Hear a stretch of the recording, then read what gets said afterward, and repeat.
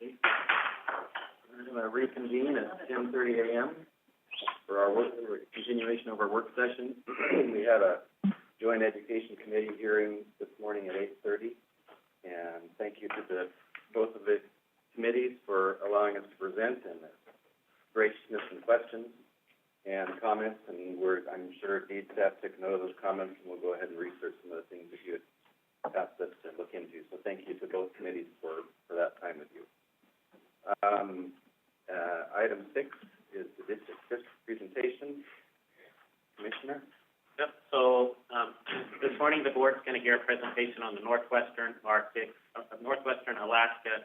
Career and Technical Center, NACTEC, and Doug is here, and I'll just give a brief introduction of Doug Walrath. He is the founder and runs NACTEC. He is the Tom Brady of Career and Technical Education. Hopefully he's not retiring. He's the Michael Jordan of Career and Technical Programs. I cannot say enough about how much I admire and appreciate his work out there and what it does for kids and what a model it is for the rest of the state. And I don't think we can spend enough time with that program. And if you ever are in Nome, please, please, please, give Doug a call and go over there and look at that program. It is just incredible. And so I am really grateful for him. He's got a lot on his plate, but he added this presentation to it because I want the board to see this is one of your priorities. And I want you to see that we don't have to create something from scratch. We've got models out there like NACTEC that can get us really far down the road. So with that, I'll turn it over to Doug. Well, Commissioner Johnson, thank you for the kind invite. Chair Fields, members of the board, thank you for the opportunity. I will correct for the record, though, not the founder. There was a Drew Bledsoe that was before. So his name was Jeff Selby. So there was 6 years of NACTEC operation before I came on board. But I have been here and have enjoyed working in this capacity for the past 13 years. So there's two things. So I'm going to share my screen here that I wanted to take through and share. In the first, I want you to know, and feel free if you have laptops there to go ahead and navigate with me. 2 weeks ago, I was down in Utah for teacher recruitment fairs at Utah State and BYU. So I shared with the BYU students, 42 or so we got to speak to our website to visit NACTEC and see what we're all about. So has our website pulled up on your screen there? Can you see that? Yes. Okay. So www.nacteconline.org. In the past year, so we have been serving students. This is our 19th year of operation. We've been shut down for the past 23 months due to COVID. We just returned to residential training 2 weeks ago. So last year, we went through and redid our website so that students from the Marion Street School District villages that could visit us could still come visit us in a virtual environment. There's a video here I wouldn't recommend playing right now. It's 4 minutes long from Wells Fargo. It's called A Day in the Life at NACTEC, and it follows a student and what NACTEC represents, for that student going through. We've got a series of these NACTEC Success Series posters to highlight students who've gone through training and on to success. Those rotate every week on our website. But right here in this element, there's a virtual tour. So I'm going to just click on, and hopefully this all works seamlessly, to take the virtual tour. So we went through and we set up, this is the NACTEC house, our student dormitory. It's a 30-bed facility, houses 16 students, and then 4 to 6 potential house parents at a time. And you can go through and you can take a tour at NACTEC. So this is the dining area, looking into our kitchen. We've got a gas range, we've got an electric range, so students learn to cook with both. And as I cruise ahead, hopefully our internet is working. It is nice. Here's the laundry room. So students come here learn residential living, cooking, cleaning, doing their own laundry, and I'm going to take a jump upstairs. This is what I love. I can just jump between floors. Boom, I'm upstairs on the second floor. And on the second floor, we have a whole bunch of training devices built into the student dorm. So this is our heavy equipment simulator center. So there are 8 full motion-based machines, a hydraulic excavator, small wheel loader, grader, mining truck, off-highway truck, a large wheel loader, and jump down to the other end, we've got an articulated truck and a dozer. And all of these are set up to this, connected to this administrative station. So when students are here and train on it, they can build a digital training portfolio that represents their time and the tasks that they have completed in heavy equipment. And our former library room, we've converted over into an aviation sim center and a maritime sim center. So the purpose of doing this was to embed workforce development training tools, I'm going crazy, into the student living center so that students can literally leave their rooms. I'm going back into the dorm room. So here's a pod. So a pod has, that's the bathroom door, 3 different bedrooms. And if I jump inside one of the rooms, there's 3 beds, 3 wall lockers, 3 dressers. So students are responsible for cleaning the living area they have, bathroom, all of those things while here. So I wanted to show you that real quick and let you know to feel free to take a tour while I'm going through the other portion of the presentation. We set it up so that students could come visit us. We had teachers go out to sites and they were showing kids this, and they were literally playing hide and seek virtually in the NACTEC house, something they're not allowed to do while they're here, but they were permitted in that environment. And then the presentation that I wanted to walk you through, let's see, sharing. I'm confusing myself with the 2 windows open. So did a new presentation pop up that says NACTEC on it, PowerPoint-like presentation on your screen? Yes. Okay, all right. So let me hit play to go full screen. And can I move this bar? Maybe it's there. Okay, so NACTEC, as I mentioned, is a partnership between Bering Strait School District and Nome Public Schools. We started in the 2003-4 school year and supported by Alaska Department of Education and Early Development with variable term residential stipends.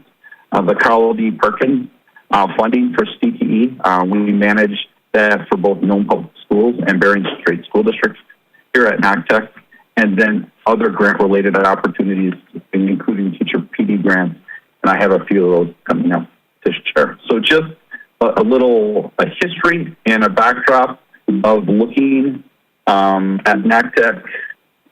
All right, next screen, next slide. So and there won't be too many of these slides. I'm known for data and overdoing data, so I promise you I won't overdo it here. But this is looking at the historical enrollment at NACTEC since that first year, 2003-4. And it's just set up in the colors there by 5-6 year increments to show the growth. But as you look and you see the growth in student enrollment at NACTEC, what we have seen through the years is that this region, so the 15 villages in our region, geographically the size of West Virginia, 10,000 people that are in the area, and about 2,500 students across Bering Strait School District and Nome Public Schools, is that as students got involved in NACTEC programming and as their enrollment increased, the graduation rates increased with it. So the next slide takes a look at graduation rates over the same time. So during the 5 startup years of NACTEC, 2004 to 2008, the graduation rate averaged 38%. So effectively at that time, 6 of 10 students were either dropping out or not graduating on time. And you can see how over time the graduation rates begin to climb incrementally. So go back to take a look at enrollment growth and graduation growth. So I do this not to show that there's singular causality between NACTEC attendance and graduation, but there is a correlation that's there. And the next slide, heavy on data on this one, but the next slide really shows that impact. So beginning, I'm going to slide back to the other slide so you can look at 2010, the first blue bar for 48% graduation increasing. On this next slide, everything in blue is the BSSD graduation rate from 2010 to 2019, all in blue. And what you see in red, this is the graduation rate, what will be the BSSD graduation rate for NACTech students. So the BSSD students coming through NACTech in 2010, while the overall BSSD graduation rate was 48%, the red bar shows that the BSSD students coming through NACTech graduated at a rate of 92%. And you see that each year, the students coming through graduate at a higher clip. And the thing that's really cool is to see the narrowing of the gap, so that we come down and look at 2019, BSSD's graduation rate is now 87%. Kids coming through NACTech, 88%. So thinking back to the 5 startup years, when graduation rates averaged 38%, it's an increase of 50%, over those years. So just looking at the slides here between 2010 and 2019, while the average graduation rate for BSSD through these years is 70%, their student population participating in NACTech programs graduate at a rate of 92%. So I think the data we see here at NACTech represents what the Perkins CTE data shows, that influence of CTE is 20 to 22%. So it's important to have programs like this to keep kids engaged. So what's been happening since we've been shut down from residential? We had to reinvent ourselves over the past 23 months, 2 school years. So one of the things that we did was we partnered heavily with Nome Belt. So NACTech is located right in Nome Belt High School. It's the beauty of a relationship between 2 school districts, and 2 school districts that work nicely with one another, with BSSD saying, all right, public schools use NACTech during this time where we're shut down from residential training. So this shows the pictures of some of the courses that we offered. A video is over in the city in Nome Pool with underwater ROVs, but we offered a wide menu of courses for Nome: Intro to Shop, Aviation Ground School, Small Engine Repair. RC Electronics had this ROV element to it, Metal Fab, Discovery, High School Career Exploration, and UPIAC Language, Cultural Tourism, Stained Glass, Driver Ed, and Behavioral Health programs. Also, with Nome Belt, we did a interim, a break between the 2 semesters / credit recovery the past 2 years. Last year, 42 students participated. This year, 39. So it's a program for half a day.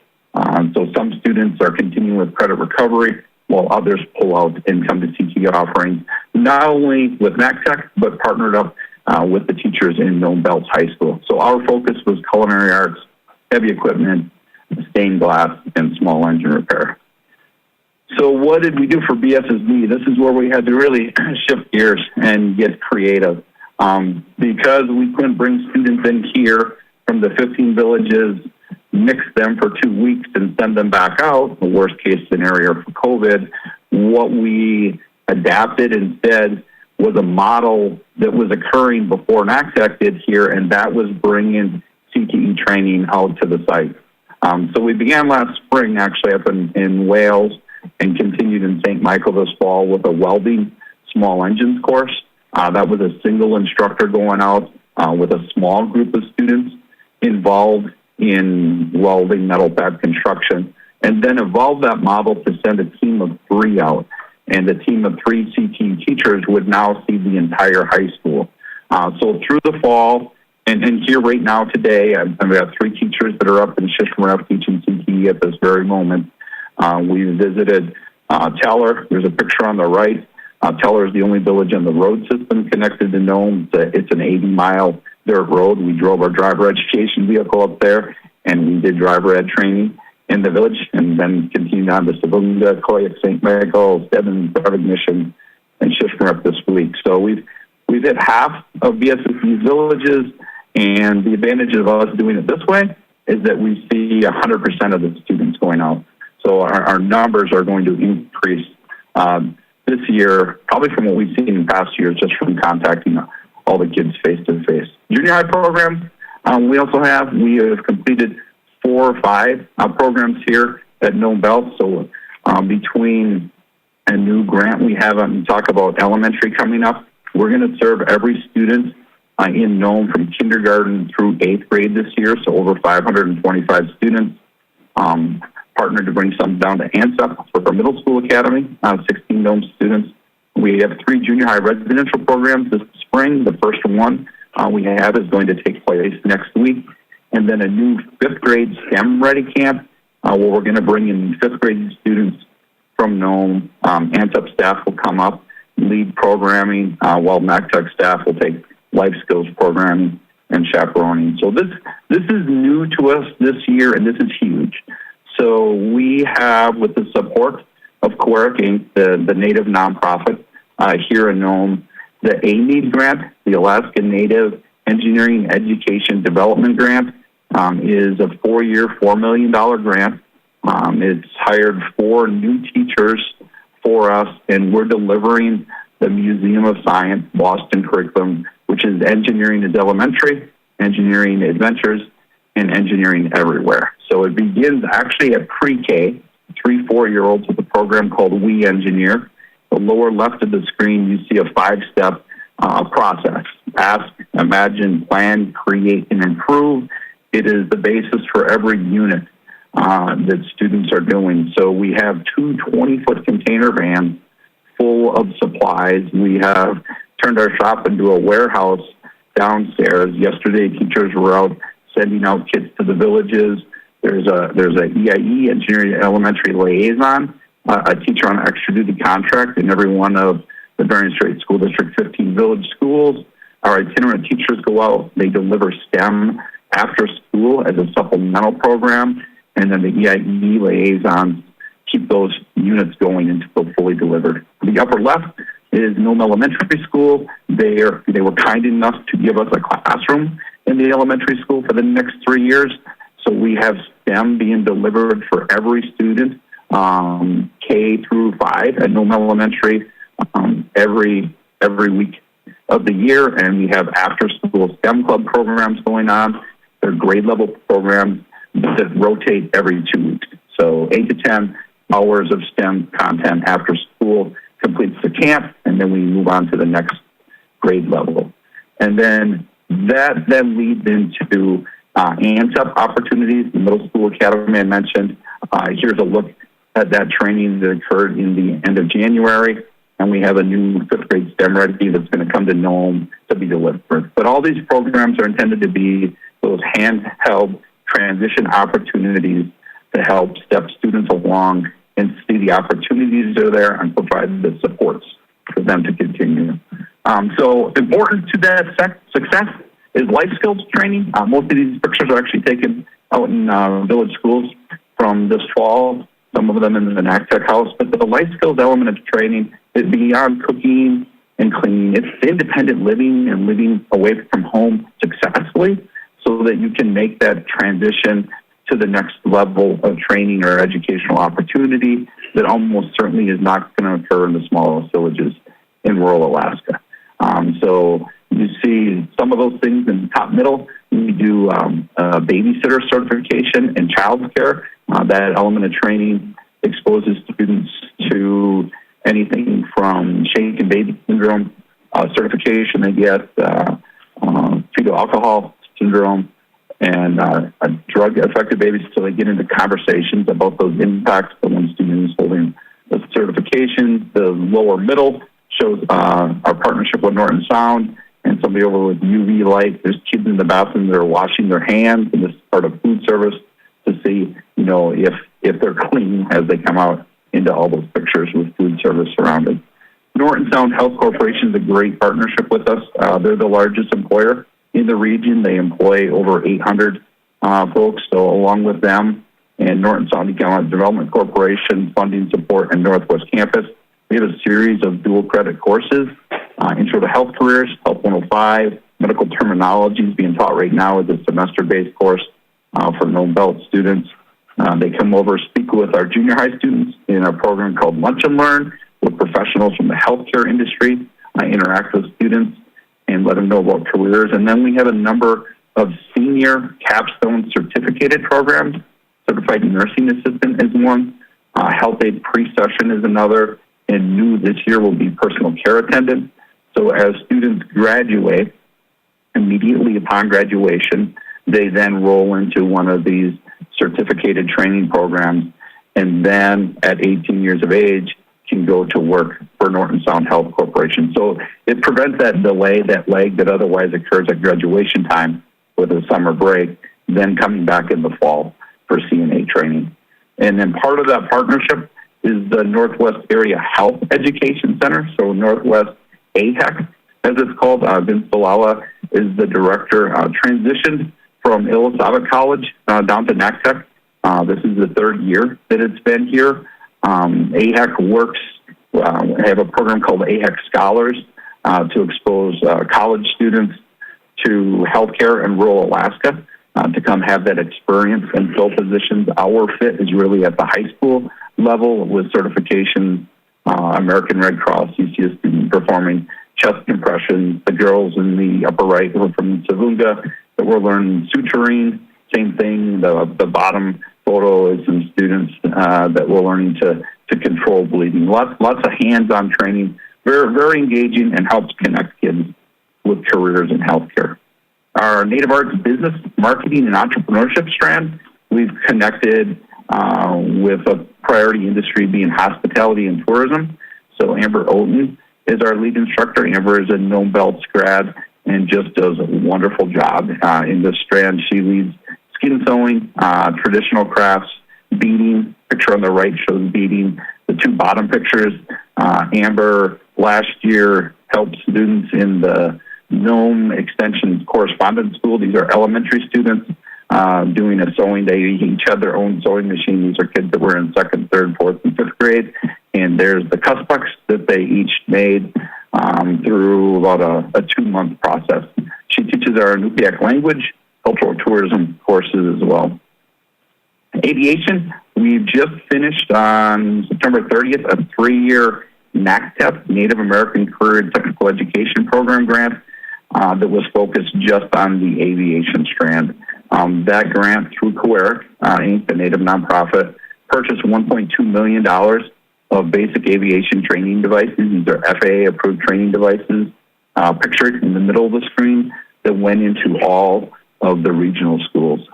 So we have 3 strands: Aviation Ground School, Airframe and Power Plant. We were just approved through UAF Community and Technical College for FAA approval to deliver dual credit aviation maintenance courses before COVID had hit and had delivered the first course. We look forward to getting back to that. And then also UAV, unmanned aerial vehicles. This is a look at small engines, welding and shielded metal arc welding training. This is an element that we're both bringing out to village schools and delivering here in Nome. We operate with partnership of many. So in the upper right is a Polaris Ranger that was donated to us, a rig that wasn't running in town. We use that as a project to rebuild practical, relevant education. The lower left shows metal fabrication project. This is a tandem axle meat wagon trailer we bring out to the village. So we bring 2 welders out, all the personal protective equipment, the steel, everything that's needed, build a trailer on site, leave that trailer for the school, leave a welding machine behind, and then that element of training can continue after we get it started. Driver's education, NACTEC serves as DMV approved non-commercial driving school in Nome. So we're the only program that's in this region. So not only do we do high school training, we do adult training as well. Our staff administer the instructional permit and do the training and also administer the road test in this region, enter that information in the DMV system, and then people go to the contractor in town for that to get their license. So the video showing right here on Nome Belt School are some junior high students learning to drive. The middle shows Driver Education Simulator Center, supported by Norton Sound Economic Development Corporation. Kids learn to drive on the simulator first, then transition to the car. We use that element as the hook to engage them to then get their instructional permit and then on to the training leading to their provisional license and then eventually Class B driver's license. In the construction training domain, we've got wood-based, metal-based, and then heavy equipment. So this looks, the top middle picture is the heavy equipment simulator center that I gave you a quick tour of the NACTEC house. On the upper left, the Department of Transportation. That was back in January when we did the winterim. The grader operator came out, so kids had an opportunity to hop up in the grader. We have the exact same simulator, so all the controls are the same operating that. So this training is supported by Perkins funding as well as Alaska Department of Labor Construction Academy funding. And then I wanted to share this as well. I wanted to thank Commissioner Johnson for his efforts. I had shared with him some of the challenges that we had with funding, the access to funding through Alaska Education Tax Credit dollars that supports a lot of our equipment purchases. So he assisted us with elementary and secondary school emergency relief funding to purchase what you see pictured here. This is headed up on a barge in May. We'll be here, and it's going to support our construction, transportation, and maritime industry strands. Recently, going back to December of 2020, two different federal appropriations, over $600 million has been appropriated for a deep draft port in Nome. So they're in a 2-year development phase with that right now. We want our efforts to prepare students to get the driver's license and then use a training device like this. We don't have a lot of 18-wheelers here in Nome, so this will allow students to get familiar with all the controls so that then we can transition them along to CDL training so they can fill some of the jobs that are going to be coming with the expansion of that project and then staying on afterwards. Another element of funding, the Governor's Emergency Education Relief Fund provided funding in upper left is a SimLite. SimPromotion is a commercial vendor that we work with that has built all of our heavy equipment simulators. I had contacted them at the time COVID hit and I asked if they could come up with a portable solution that we could bring out to villages. So the picture, the lower picture and back shows Pelican hard cases. Two of those hard cases hold one of these units. It's a virtual reality headset unit or a laptop display as the student is sitting here. It permits us to send out to the villages as we bring staff out or train folks to provide training. So right now they have a hydraulic excavator and a dozer. There's a new skid steer trainer that's coming out that we're excited to access. And I was excited just as I was waiting to get on this call, had an email from COERIC, the Native nonprofit. They're working with us to help build the heavy equipment training strand, and we'll purchase them a CAT skid steer for us so that we're going to be able to transition students right from that simulator base to our one piece of heavy equipment that we'll now have next year in the future. And then teacher CTE professional development training. This is from March 2019. This is the last on-site training that we had. The D. Perkins funding supports us. So this is the CAT-2 basic aviation training device that went into all the village schools. The purpose of the training was to get teachers to know how to take it out of the box, set it up, operate, and help students fly. So in 2 weeks, we're going to do the next training year. We have 11 teachers signed up over spring break to come in, and then it's going to be an aviation-infused digital fabrication training, building on the aviation training here, bringing in new teachers, train how to use the training devices that are in all the school sites, and then get into 3D printing, rapid prototyping, laser engraving, and then the new SimLite heavy equipment units as well, training them so we can send them to the village schools.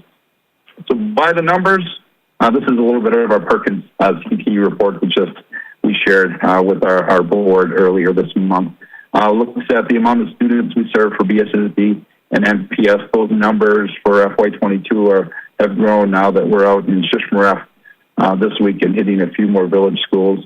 But new and different to us we've served over 700 elementary schools on that new STEM grant that we have. And driver's ed, we always report out because that's just an important one of leading to workforce opportunities and employment. So this is a look in the city of Nome Pool. This is the maritime training, so students have gummy suits on that are learning to float and swim with those. And I just want to end with two pieces of important education legislation for NACTEC purposes. One of those is the variable term residential stipend. So this legislation, this provides funding to support the residential living costs. So flying students in, feeding them, supervising, not teaching, not instruction, but just the residential costs. So right now, Bering Street School District, the NACTEC program, Chugach School District with Voyage to Excellence, the Galena City School District with ELA, Galena Interior Learning Academy, Lower Kuskokwim School District, Kuskokwim Learning Academy, Lower Yukon School District with the Kulovac Career Academy, down in Anchorage, and the Nana City School District with their Student Learning Center, and Northwest Arctic Rural School District with the Star of the Northwest program are all supported with the variable term residential stipends. Like the BSA, just that inflationary impact that we're being hit with and being flat funded is just, we fall further behind each year. And really, it's hitting, obviously now, everyone knows with the cost of fuel and energy costs and how that's carrying forward everywhere. So the current stipend to support those programs is $7.47 million a year. Those of us operating those programs have been meeting and looking at those costs and note that effectively 100% increase is needed just to cover the residential costs. So that's something it would be a cost of $14.94 million to reach that level. But it was something that we're just bringing to the radar of folks to be aware of, that along with other areas that are flat funded, that impacts too. And then the Alaska Education Tax Credit, I mentioned this earlier, and where Commissioner Johnson came on to support us with the purchase of the motion-based CDL truck driving simulator. Back in 2018, there was some legislative action that impacted contributions. So there's one of 7 different types of taxes, income taxes, that can be used for the tax credit. And we use this heavily. And my last data slide just shows that here at NACTEC, the orange bar shows what our operating budget is for a given year, and the blue bar shows the education tax credit contribution. So for us, that's Bering Straits Native Corporation, Sittenstock Native Corporation, Norton Sound Economic Development Corporation, and then business and industry partners. The Pollock Conservation Cooperative have been partners of ours for 10 years. But I look at the middle of the screen, let's say FY16, our budget was $1.7 million. $600,000 of that was the education tax credit. It represented 36% of our budget. The next year, 32% of the budget came from education tax credits. FY18, it was 30%. FY19, it was 34%. And then it just drops off. And that's where the change to the legislation came in. So by FY20, it's down to 16%. FY21, down to 8%. I've shared this and will continue to with the legislators to note that anywhere we can bring business and industry together to work with education towards a common mission is a good thing. So to have programs in place to support and have that continue is a solid thing. So in closing, I just want to thank Commissioner Johnson. This slide, I think, where that drop-off shows, the funds aren't there. I appreciate he stepped forward as I laid out a vision of where we wanted to go with heavy equipment training, with this Arctic Sea Draft Force coming to Nome and the opportunity for jobs in the future to get a piece of training equipment. So hopefully we can turn this around in the future, speaking with the legislators. But I wanted you all to know how important that has been to NACTEC as you look here for over a decade. And with that, any questions, I'd be happy to answer at this time. Great, thank you for the presentation. It's rather overwhelming, the amount of students you're reaching from all ages, so I'm sure there's some questions around. Member Hamilton? Well, thank you. I'm always excited to hear about NACTEC and what you're doing up in Nome. I have a lot of friends and folks up there that know that are touched by what you folks do. A question, that simulator that CAT provided through grants and other means, those are the same ones that company uses for people who show up and want a job and need to get trained? Yeah, so the CAT simulators made by SimPromotion, the U.S. military actually uses those same ones for their training. So it's on the full-size simulators, it's the actual seats, it's the actual controls. We had students that were able to come off from that training at the NACTEC house and then walk right behind the NACTEC house. There's a gold mining operation that's there that has the exact simulator, and the student is able to hop in and operate that excavator. So we're looking to do the same thing. The StimLite units, now you're sitting in the chair like we're all sitting in, so it's not that same CAT seat, but it's still the same controls. So it's the element that we're looking at is getting students to know how to operate. So every one of those start with the same thing, control through memorization. And once you know the controls and what they do, then you can get into what the operations are. So we've made it a focus to try and bring in that level of equipment that will assist students in making a transition as they move on to more advanced training, to just anywhere we can take away the fear of the unknown, help students succeed. And that's the purpose of getting equipment of that sort. Well, it's phenomenal equipment. My second follow-up to that is any history that you could share, anecdotal or statistics of students who are in the workforce today doing exactly what you taught them to do at NACTEC? Yeah, so that's obvious. That's one of our most challenging things to do. We're such a small organization. We've taken a crack at doing that with what we have called our Success Series posters. So on our website, there are a bunch of those in different industries, but we do train and have 25, perhaps different training programs that are there. A few years ago, we took a crack at the healthcare industry specifically because it's our most well-developed strand in close partnership with Norton Sound Health Corporation to look and see what the impact was. And we really found that when we have programs like a junior high lunch and learn, it engages kids where they get that first connection with the employer at the junior high level. So that when they come into high school, if they're interested in healthcare, they can now take a Health 105 or new this year, medical terminology. We find that those courses then help guide students, I should say, into the certificated training program. And when we get those connections where we bring the employer on to help vet students, as we do for our CNA training and our health aid training, then it increases the likelihood that they're going to continue into that training strand. But in many cases, I think looking at the data, we would see 55 to 60% of Bering Strait School District students that were graduating. And across 4 years of high school, the average would be around 2.5 programs. So it would be 5 weeks of their high school career. So it's often difficult to be like, well, the student came through a heavy equipment operator training as a sophomore. Did they continue on 3-4 years later to become a heavy equipment operator? Thank you. Member Stockhausen and Member Griffin. Dr. Walworth, thank you so much for your presentation. Your program is incredible. And I just had kind of a clarifying question. I thought I heard you say that your program closed because of COVID, right? But you still provided services out to other schools. Had you always done that, done kind of a satellite thing, or pre-COVID were you just isolated to your building right there?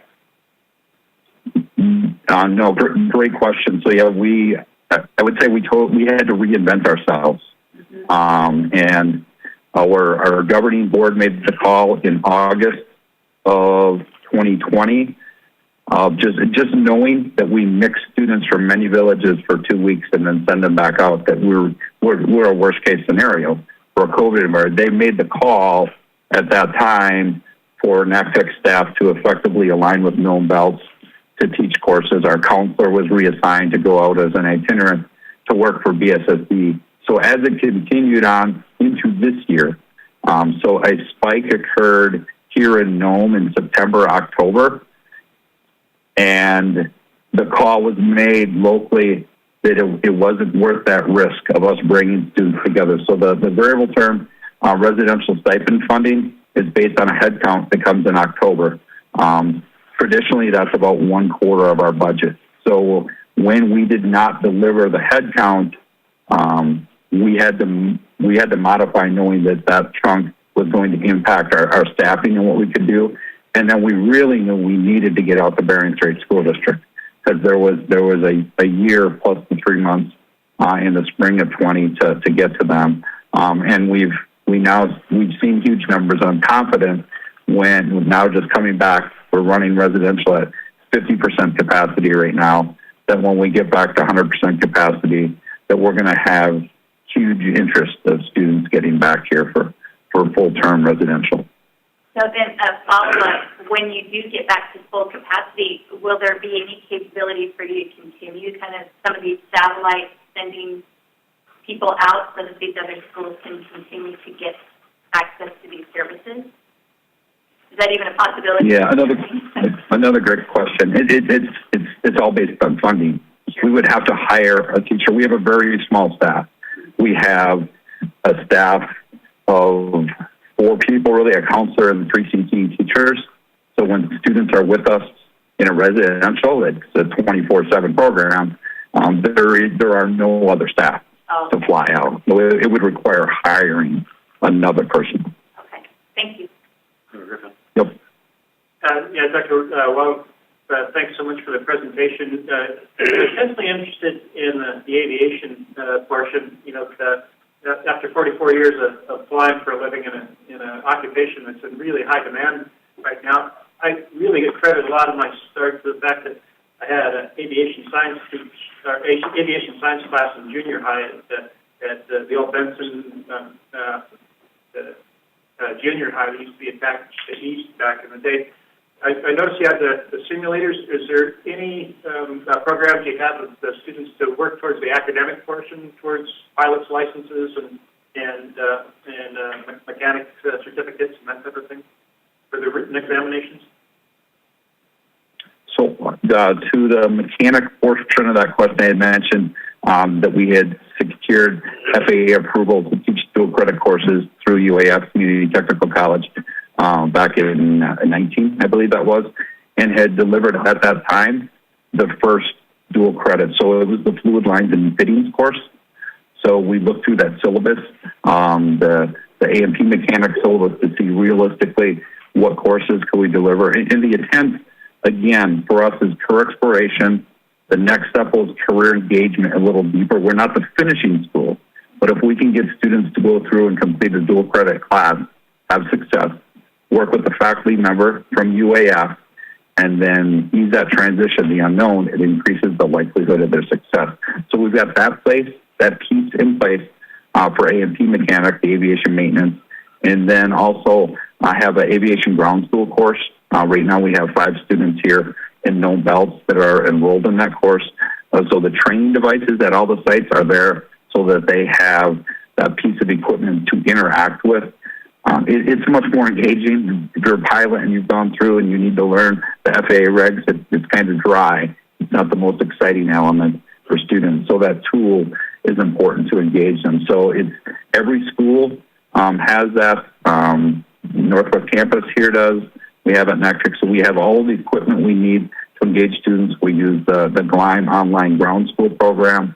And what we want to do is with students is get them through the ground school program. And we did this last year with 3 students from Uniclete. We took 2 onto a transition program down to Anchorage to sit for the FAA knowledge exam. What we want to do, it's kind of like the driver's permit.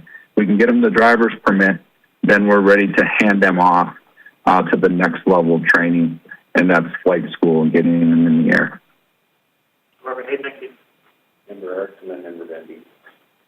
Hey, Doug, this is Member Erickson. I know firsthand, just from working with you and in BSSD, the incredible number of students that are impacted by NACTEC. So many CNAs, so many pilots, so many heavy equipment people. I'm on the CTE committee, and so we're trying to wrestle with the encouragement of growth in the CTE programs in the state and gleaning knowledge from those that are successful, and working with smaller districts and combining the knowledge and combining resources as Perkins funds are so minimal. I know you've had great success with partners. I mean, NSCDC, Norton Sound Health, GoERIC have all been great partners. But when we look at funding shortages, is there a way that, and maybe I should know this, but does NACTEC make itself during summer months available for trainings or things for other commercial entities to, to actually become an income receiving organization to help kind of offset some of the fall off of funds, or is that something you're unable to do? Yeah, Jeff, so our staff, our teachers are on 200-day contracts here because they do teach into the summer. We go till mid-June each year, so ending that fiscal year July 1 to June 30th there. So our staff do have about 2 months that are off during the summer. And what we've found, we tried offering some summer school program beyond the traditional model, which was a 4 week. So we overlapped with that last week of Bering Strait School District. So there were teachers on site to get kids to the airport to come in. So 1 year we tried doing a 3 week program that overlapped with that, followed by a 2 week. So we get 5 weeks.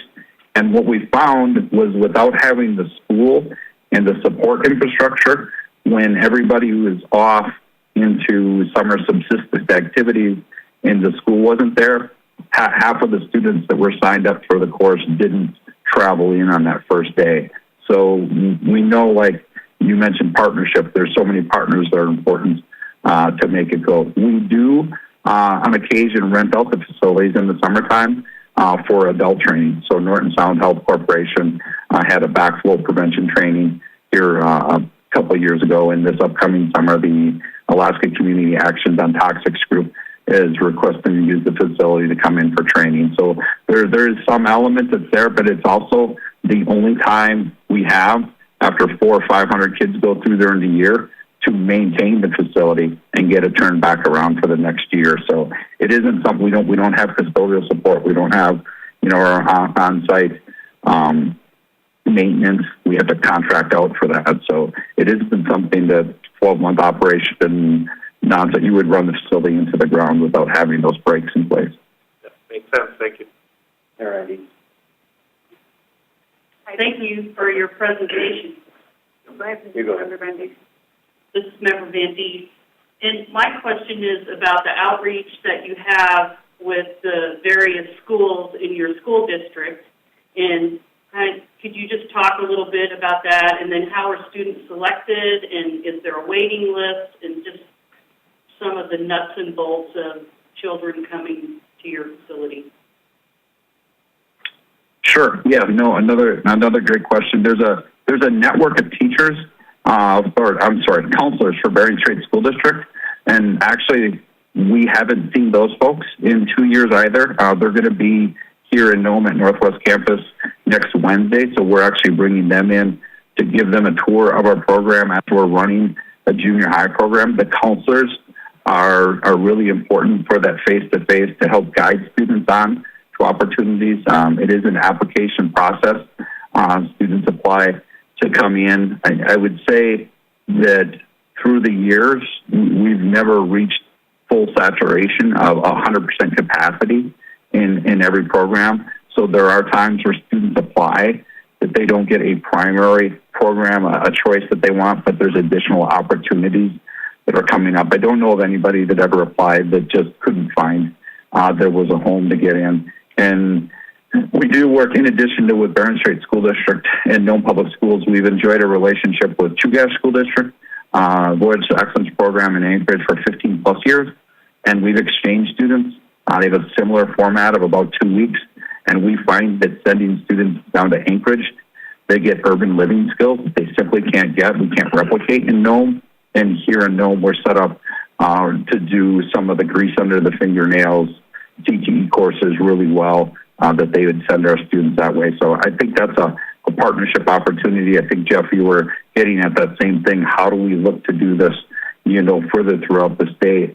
So I think aligning other programs together, as Laura Yukon has done with the Kuzovak Career Academy and Anchorage School District, there's opportunities that just require sitting down and some creative thinking to find how to do it. I didn't even show you on our website.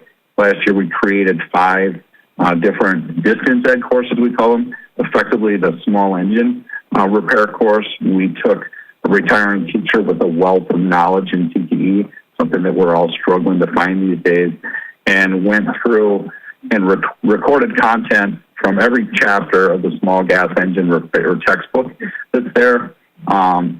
So we have the archive of video information. If a teacher doesn't know, like, here's the key things to know, they're 3 to 5 minute video clips.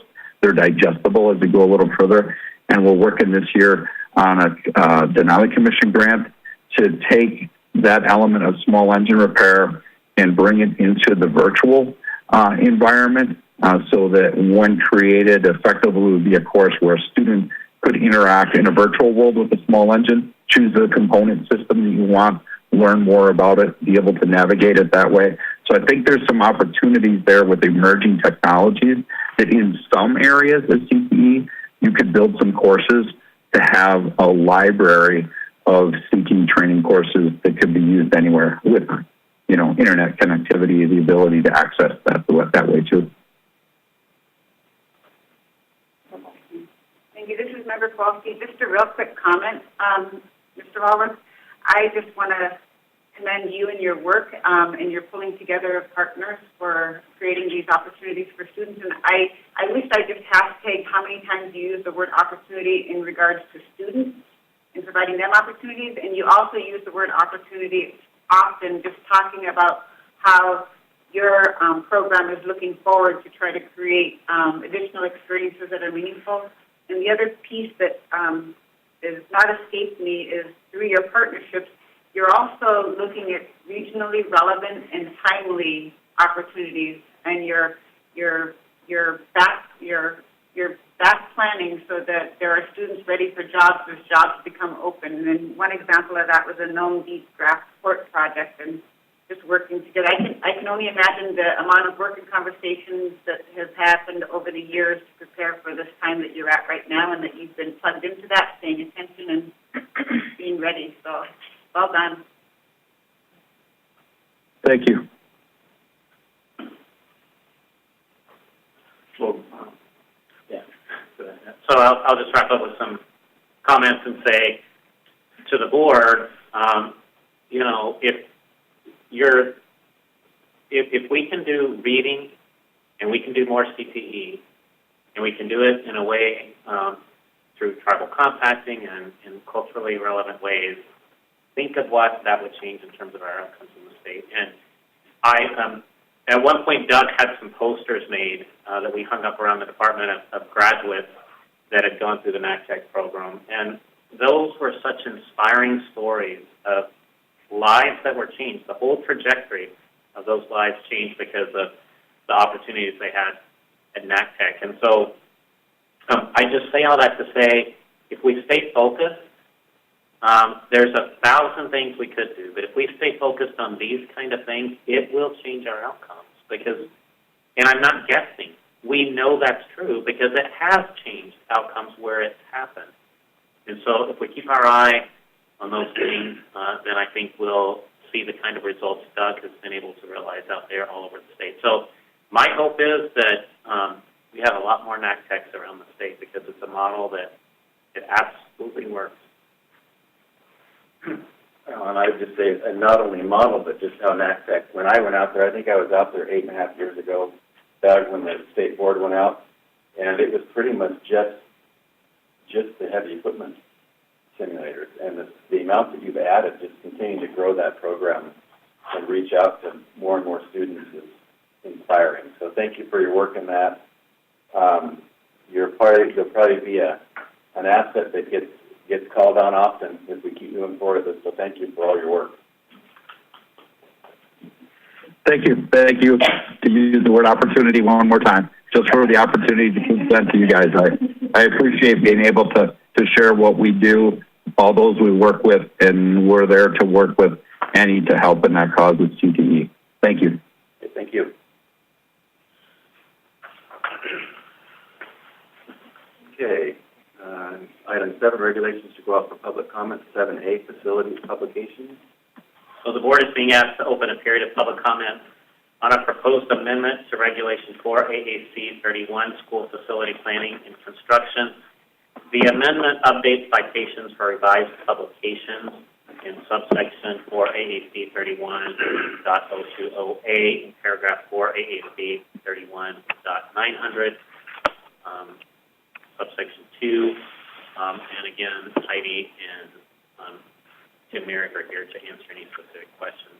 And so this is another one of a document that the department publishes, and we're updating that document, and because it resides in regulation, has to be approved by the board. Correct. Good afternoon. Morning. Still morning. It's not afternoon yet. For the record, Heidi Seschner, Acting Deputy Commissioner for the Department of Education and Early Development, and again with me this afternoon is morning is Tim Merrick, our Facilities Manager. And I'll just start by apologizing that for over 100 pages of your packet that we are contributing to these 3 publications because there's both a final and a red line version so you can see the changes. I'll just quickly go over each of the 3 publications for you. The first one is our guidelines for school equipment purchases. The last publication was last updated in 2016. The Bond Reimbursement Grant Review Committee, I'll just back up for a second. Bond Reimbursement Grant Review Committee has reviewed all 3 of these publications. They all 3 have gone out for public comment. Public comment was input was in put into the final versions, and then the bond. Each of these went. The Bond Reimbursement Grant Review Committee has recommended them for full adoption into regulation by the state board. So that is why they're all here for you today. But just quickly on the equipment, school equipment purchases, that basically a few of the highlighted changes. There was a single item purchase limit for maintenance equipment that was addressed, clarified the use of existing equipment, increased per student allocations, and added an appendix to track costs of change for school equipment. It did go out, like I stated, for public comment in September 21 through October, and at their December meeting, this past December meeting, they approved that final version, and it is before you today. The next one is the pool guidelines for educational facilities. That was last updated in 1997. It went before the Bond Reimbursement Grant Review Committee starting in October of 2018, and it was a pretty straightforward update. There, let's see, the committee finally approved it at their July 2019 meeting, and that between July 2019 and today, they have allowed us use of that, granted approval for using that document before it actually adopted through regulation. And then just the site selection criteria and evaluation handbook was last updated in 2011, and we, based on a survey results, the department drafted basically a straightforward update from the prior one to address traffic and access criteria, and that was recommended by the Department of Transportation and Public Facilities, and updated some graphics throughout. We received no public comment on this particular document. It did go out for public comment July of 21 through August, and again, no public comment was received, and at their September 21 meeting, adopted the final version and recommended the board approve them. That's pretty much the 3 highlight of the 3 publications before you this morning. And if there are specific questions, we are happy to answer them. Yes, Miranda. This is Member Bandy. Just a point of clarification. So when the documents went out for public comment, and then we're now going to approve the regulation to go out for public comment. So this is, again, another chance for the public to comment on the documents. Through the chair, that's correct.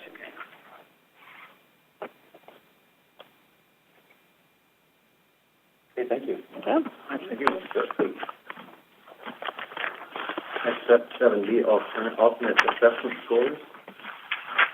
So the board is being asked to open a period of public comment on proposed amendments to 4 AAC 6.737 standards-based test and 4 AAC 06.775B 1 and B2, administering statewide assessments to students with disabilities.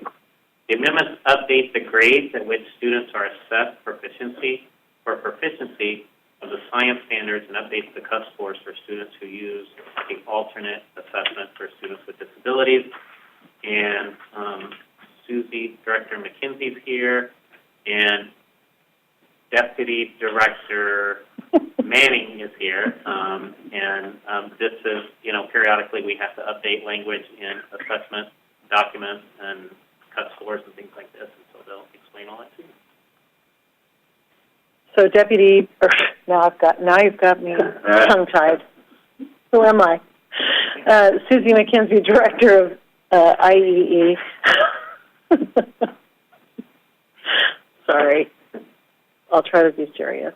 So when the science standards were updated, it was noted that the science assessment was given at the end of 4th grade, but the standards covered 2 grade spans, 4th and 5th grade. So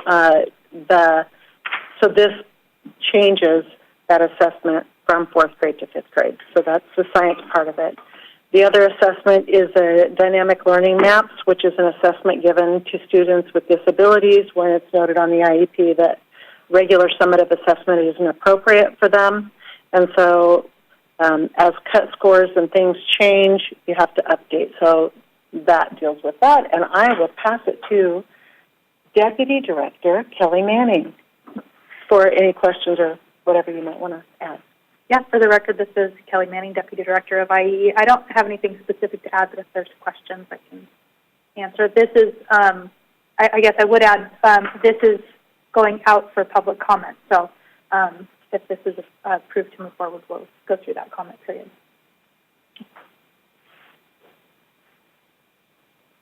Really quickly, are the cut scores tied to any national norms or for the Yeah, so for the dynamic learning maps, we're a part of a consortium that is multiple states that participate in the dynamic learning maps. The vendor goes through their standard setting process, and so it's a process that they do that incorporates the input from needs for that range of states that are involved in the consortium. And they do that periodically, depending on need or on a schedule. So they did that already, and this will align our cut scores with their updated recommendations. I just make sure we have a past history of negotiating cut scores by how well we want to look and rather than normalizing to other places. So, thanks for that. Any questions, comments? No, thank you. Or do you have it? Okay. Bob Appleton. Okay. Okay. Thank you. Great. Thank you. Thank you. 7C, seal of biliteracy. All right, the board is being asked to open a period of public comment on proposed regulations for AAC 06007, establishing an Alaska State seal of biliteracy that recognizes students that studied and attained proficiency in English language arts and at least one other world language by high school graduation. And I'll dedicate this portion of our meeting to Dr. Brandon Locke, who has repeatedly pleaded with us to move down this road, and we have always embraced his request, but it just takes a while. He is the Director of Languages in Anchorage School District and a nationwide leader on bilingual programs. And so he brought this to our attention. Sandra has been working on it for quite some time, and appreciate her too. If you notice, it also uses oral world languages because we want to make sure that it includes and hopefully nourishes work in our indigenous languages in the state. So it's not necessarily just languages from another country. Hopefully we see just a really bold move forward with indigenous languages too. And what it does is it gives graduates something tangible on their diploma that signifies that they are bilingual. And, as you know, most of the world is bilingual, unless you're an American kid. And so hopefully this encourages more work in language. So with that, I'll turn it over. Director McKenzie. And Commissioner Johnson said pretty much what I was going to say again. But 45 out of the 50 states have this, so we're catching up, and it encourages students to pursue biliteracy and then recognizes that so that when they move forward, they have that to show that they are biliterate. So, do you have anything to add to that, Sandra? I would like to go over the reg real quick with you since this is putting out for public comment. For the record, this is Sandra Meredith, Administrator for Teacher Certification. I would like to say that I really appreciate being able to come before the board with something other than teacher certification for a change. So this is a nice side project for me. To add a little bit of the detail to for this regulation, I'm just going to go quickly through, because it's rather short, the actual regulation. And so, first of all, in Section A of the regulation, I'd like to point out that this is an option for districts. It's not mandated. They may take this up. The regulation itself will just provide them with guidance, and so they don't have to do the big lift of figuring out what exams and what the cut scores are. This will help establish that for them so that they can take those next steps of actually figuring out how to get those assessments to their students. So that's really important. In Section B, what we have done is provided them with a list of mechanisms that they can use to establish the English proficiency and try to incorporate as many different tests that are out there that are available that they could use for that purpose, including our statewide assessment, the WIDA, which we use for those students who are coming to us with another language first. We also have things like the SAT and the work keys and those sorts of things. So there's quite a menu there for them to utilize. It also gives a lot of options to the students as well.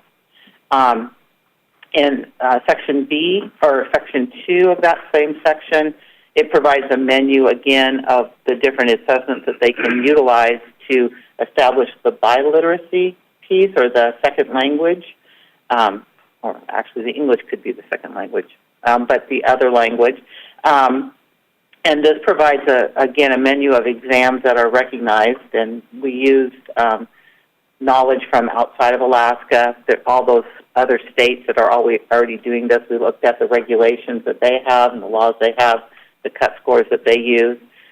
We also, because we're kind of late to the game, we were able to utilize some of the other mechanisms because we recognize that all languages don't necessarily have all these measures. So there's provisions in this section that would allow for, one, if the language is not something that's in all four have modalities in all four different areas, those being listening, speaking, reading, and writing, that they don't necessarily have to test in all of those areas if it's not something inherent in the language itself. So, for example, sign language is one of the languages. It does not have really a written portion to it, so that would be eliminated as part of that testing requirement. There is also in F on page 2, the recognition that not all of our indigenous languages necessarily have a written portion or even an exam necessarily, It allows for districts to work with tribal entities to come up with a portfolio or some other mechanisms to assess that proficiency. And, trying to keep this as open to as many different languages as possible. And then the last sections just provide the district with a little bit of guidance around the things that we would expect for them to put together in order to offer this, including the idea that there would be written policy, that they would at least have a testing opportunity once a year, and that students could start qualifying for this when they were freshmen. We also allow in the regulations for the districts to ask for some fees to cover some of the assessments from the participants. That would be up to their discretion, but we wanted to make clear that that was available. And then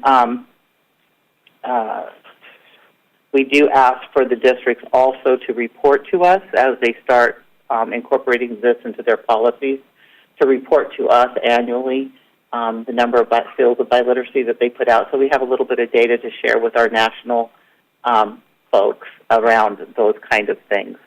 There is a very large network of states that are doing this, and there is actually a nonprofit organization that likes to be able to gather this, to be able to celebrate this aspect of what our students are able to do. And, if you have any questions, I'm very much open to that now. Really happy to see that Indigenous language is being rolled in here as part of the World Language Program. I have a little bit of a knock on the terminology. Biliteracy is a goal. Being married 39 years to somebody who's literate in 5 languages, you don't really get credit beyond the second one, apparently. Yeah. That's just a tiny knock. The old adage that if you speak 3 languages in the United States, you become a diplomat. If you speak 3 languages in Europe, you may get a job in a hotel if you know the town really well.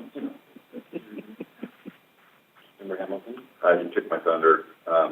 Why couldn't we have multiple numbers on that diploma that said in 4 languages, 3 languages, proficient just in the biliteracy? I think there are students who would really benefit from their diploma sharing that 4 languages under their belt. Yeah, through the chair, First Chair by Hamilton, there would be no prohibition on a district doing that in these regulations. If they wanted to report it as being multilingual, we just use the terminology that's something that is recognized across the nation, and that's the only reason why it's currently in there in that manner. Okay, yeah, just as a follow-up to the chair, I think if I'm in a district out in the hinterland and I see the term biliteracy on every document, I'm going to think I can only do 2, though, and I wish it said multiliteracy. I think that's the terminology used. They would click and think, well, I can do more than just 2, I can add more. So that's my hope. Yeah, so I was just going to say, we can certainly change the title of it. I mean, that's a thought that hadn't occurred to me, but yeah. So you're putting it out for public comment. When we bring it back to you and put it back on the agenda, we can change it from biliteracy to what? Joel, do you know if there's a word for beyond biliteracy? Multiliteracy. Multiliteracy or whatever. Bi in this context is a reference to more than one, but not limited to just 2. Okay. But I think definitely the word bi, I was like, well, bi means 2. And so it's really, it's the context for how this terminology is used in the language working world. You know more than one language.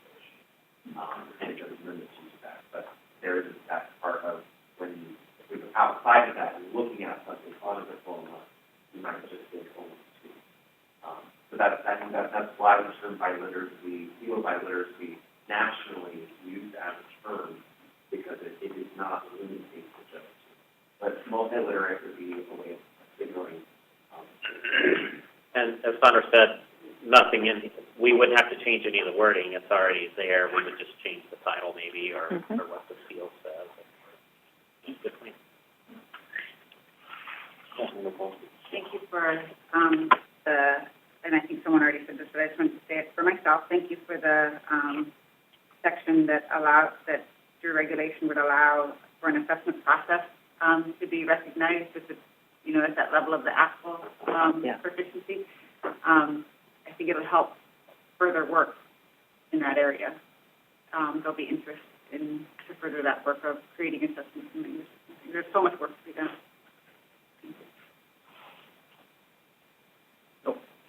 I just have a point of clarification. So I took German all throughout middle school and high school. So I tested, and I got my skills by literacy sophomore year in German.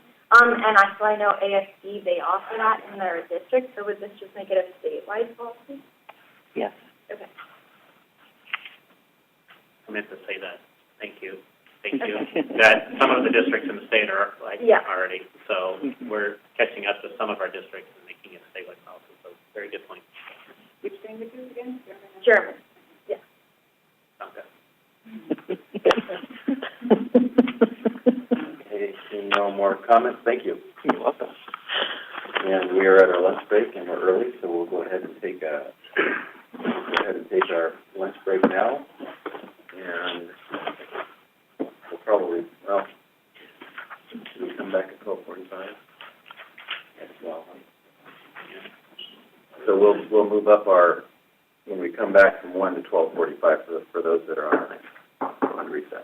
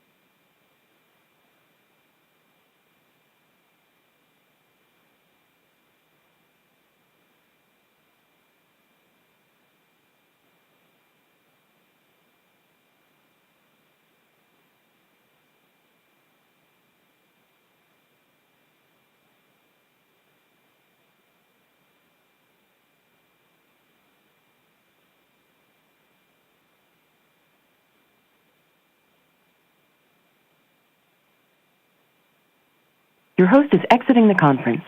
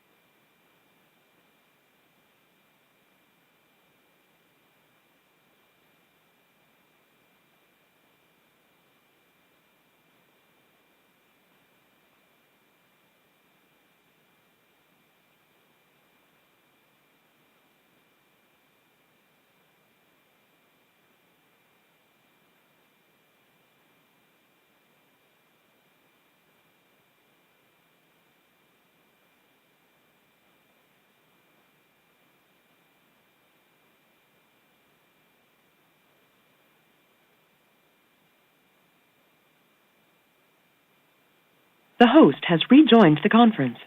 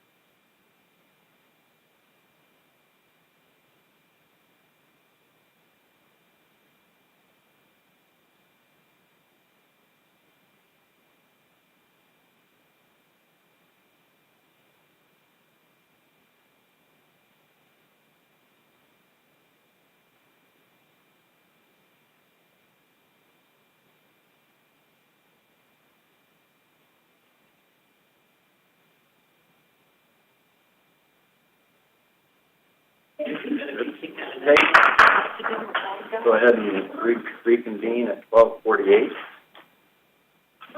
And item 8, adoption of proposed regulations 8A, teacher certification. Commissioner? Yep. So the board is being asked to adopt proposed amendments to regulations related to the qualification and certification of Alaska educators. So I just want to say, before I turn it over to Sandra and Susie, this is one of the regulations that you put out for public comment at your last meeting, and we did get public comment on it, and so we met and we tried to modify what we presented to you first based on some of that feedback we got. But I want to say a couple things going forward. First of all, I particularly appreciate the NEA. They were in Juneau. They came over to meet with me. They wrote what I thought was a really thoughtful letter, and when I met with President Kleinmeyer, it was just a great conversation. They really kind of said what you said this morning, Member Stockhausen, which is they just want to make sure that nothing negatively impacts the quality of the teacher in the classroom. And so I really appreciated that and feel like that partnership with them is how we'll get through that. So they provided good public comment. We've modified it some, not everything that they said in their public comment. But what I want to say to the board is, I think because the NEA has been, willing to be such a good partner with this, that this is going to be an iterative process. I don't think what we present to you today will necessarily stick for 10 years and then we'll come back. I think this will probably be something that's on the agenda over and over again in the coming years as we change and look for different pathways and that sort of thing. Because it may be that we do something that we realize could negatively impact quality, so we come back and modify it, redo it, repeal it, and go back. So I just think the board should know, but also our stakeholders, that this is going to be an iterative process, a back and forth. Just because if the board adopts these today doesn't mean that we're done. We'll be contacting, and I'll be working with President Kleinmeyer and others to how are we going to implement these? Are there further modifications that need to be? Because once you put it in regulation, then we'll probably continue to get feedback that I think will be helpful. So unlike some of the regulations that we shared with you earlier, it's a document that you approve, and then that document stays there until we revise the document. I don't think this is like that. I think this is, we're going to poke at it, and then see what that does, and then we're going to come back and we're going to poke at it some more until we are in a place that we feel like we really have opened up new pathways, maintained quality, and are supporting our educators. So with that, I'll turn it over to Director McKenzie and Sandra. Director McKenzie, and I'm just going to hand it over to Sandra because she has truly been the champion of this work and leading the cause and can answer the questions the best. So, thank you. Go ahead. Director McKenzie. This is Sandra Meredith again, for the record, Director of Teacher Certification and Education. I'd like to get started with just going over the changes that we've made as a result of public comment. There's really 3 significant changes. The first one is based on the comments of UAS around the Master Teacher Certificate. That one has been removed, and as a reminder, right now we have one pathway for master certification, and that is through the National Board certification process, which is done through outside.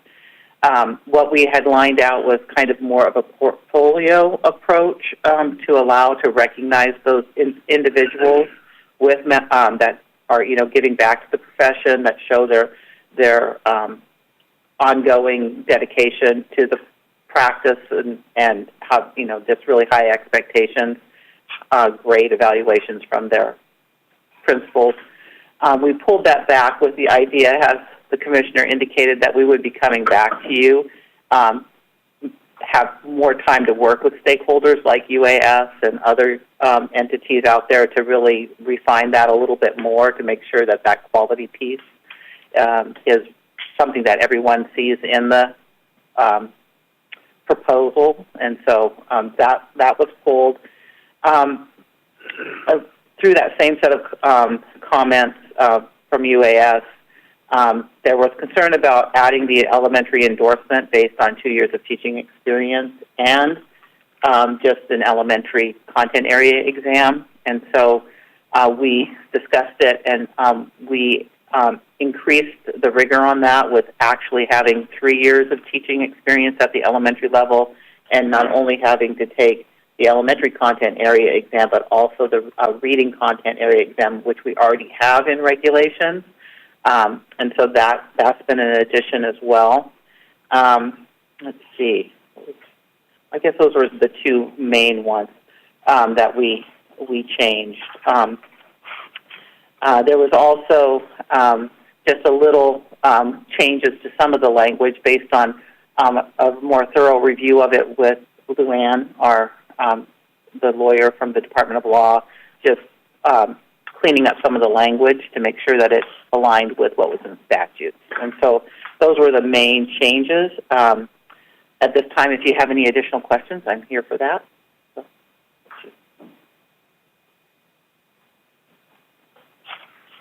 not seeing any comments. Thank you for taking the public comment into consideration and making those changes. And I'm sure we look forward to seeing you come with the master teacher. But thank you. Thank you. Thank you. HPE Assessment Participation Guidelines.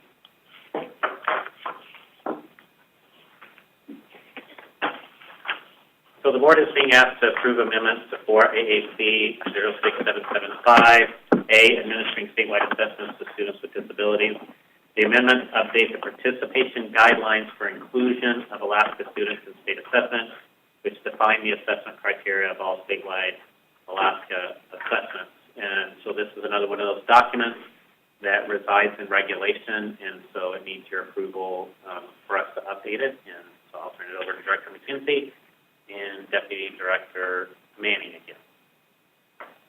Thank you, Director McKenzie, and I'll let Deputy Director Manning field the questions. Okay, great. Kelly Manning, Deputy Director for the Division of Innovation and Education Excellence, and the regulation package mostly details the changes to the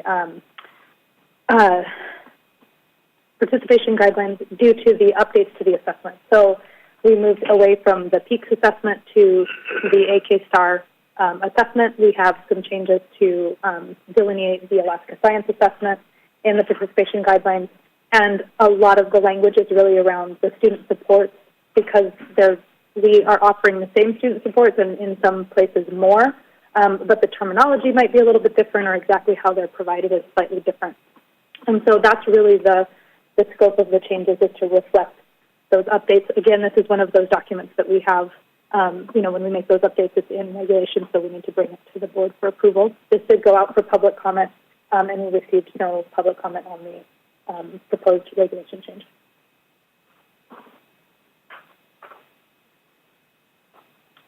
Not seeing any questions. Ancillary issue, that's kind of not related, but it jogged my memory when I wanted to ask this. It's probably best for the commissioner. I'll let the commissioner. I'm here. I'm listening. Okay. On the website, since we're moving towards Alaska STAR, the PEAKS data is available, but there doesn't seem to be a lot of historical data, previous PEAKS for the SBAs and whatever previous, and there's limited utility of those because when you change a measurement, that you can't compare across years. But there's a lot of folks like me and other people that do that district comparison, and we can pick out the growth where we're having success longitudinally without trying to compare the test scores, but relative to other districts. And I just was wondering if that was going to be available on the website again at some point, or so. Through the chair, so some of the data associated with like SBAs, that was associated with the contract with that testing vendor. Like they provided, a website that districts could access to get that data, that sort of thing. And so because of the suppression rules and the student privacy rules and whatever, to just dump all that on the internet, it's not just like taking the raw data and putting it on the internet. It has to go through a whole process and filtered out and whatever and put on the internet. And I'm talking about like if you compare it. There is data on the internet going back with all the previous report cards to the public where you can see individually, but you can't compare it. Having said all that, we're in the procurement process for a major upgrade to data representation on our website. I don't, like the initial steps that would necessarily include going back and including all the previous data, but it could in the future. And the reason it could is because we're doing a procurement for, like, we don't have that capacity within the department, or the employees to do it, but this is a procurement like other states have done so that data can be represented on their website in different ways, in graphs, in tables, searchable, comparable, all sorts of ways like that. And hopefully expands even beyond just the academic data to incorporating our financial data and everything into kind of one data hub warehouse. And so that procurement's out, and we're going through that process right now. So I think we'll get there, but it won't be the first thing that pops up on the new website. Hey, thanks for that answer, and I'll engage you, further offline without slowing down the process. Yeah.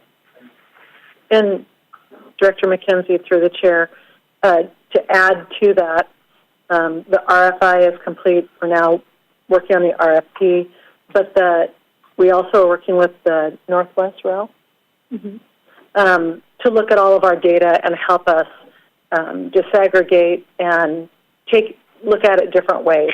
And we're getting that ready in preparation for the Science of Reading, the symposium, and then also to do some planning ahead and wanting that data point so that we can do the planning with that knowledge, with that look at the data a little bit deeper than what we have currently. So we'll be able to share that hopefully by the end of April. Sure. Perfect.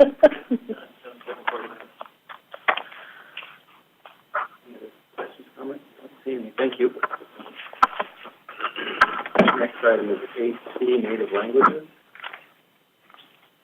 So the board is being asked to adopt a proposed amendment to 4AAC 4.900, 4AAC 06.065, and 4AAC 33.490 to add a definition for world languages for AAC 06.075 high school graduation requirements and for AAC 43.030 Alaska Performance Scholarship curriculum requirements. The amendments add the definition of world languages, expand the opportunity for students to meet any world language requirements, and update the term foreign language to world language. I spoke to this a little bit earlier, but it's one of those things that, I don't know, for me it's one of those things that's like, why didn't we think of that before? But it's just really doing the obvious, which is not every, especially in Alaska, to call our indigenous languages a foreign language just is inappropriate. And it expands opportunities for kids in their performance scholarships. Makes sense. It does make sense. No questions, comments? Huh? Yeehaw. Okay, with that, we'll go ahead, and that ends our work session portion. Now we're going to go into the business meeting portion, and first item is 9, approve UAA School of Education. I'd like to make a motion there. Okay. This is going to require me to Yeah, it's going to be a little bit of reading. I move the State Board of Education and Early Development approve the request of the University of Alaska UAA School of Education provisional state approval of the Early Childhood Education Teacher Preparation Program through December 31st, 2025, with the following conditions.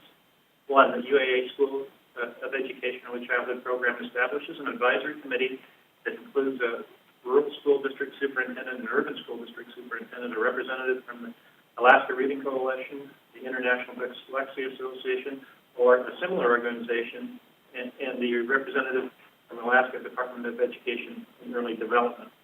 2, UAA provides an annual update on its progress towards CAPE accreditation, specifically about CAPE Standard 5 at the State Board's December meeting, until the Board is satisfied that the quality assurances / continuous improvement system has been established and is operational.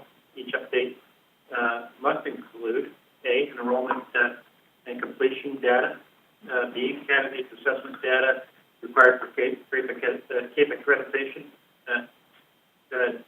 C, data demonstrating candidates' knowledge and science of reading,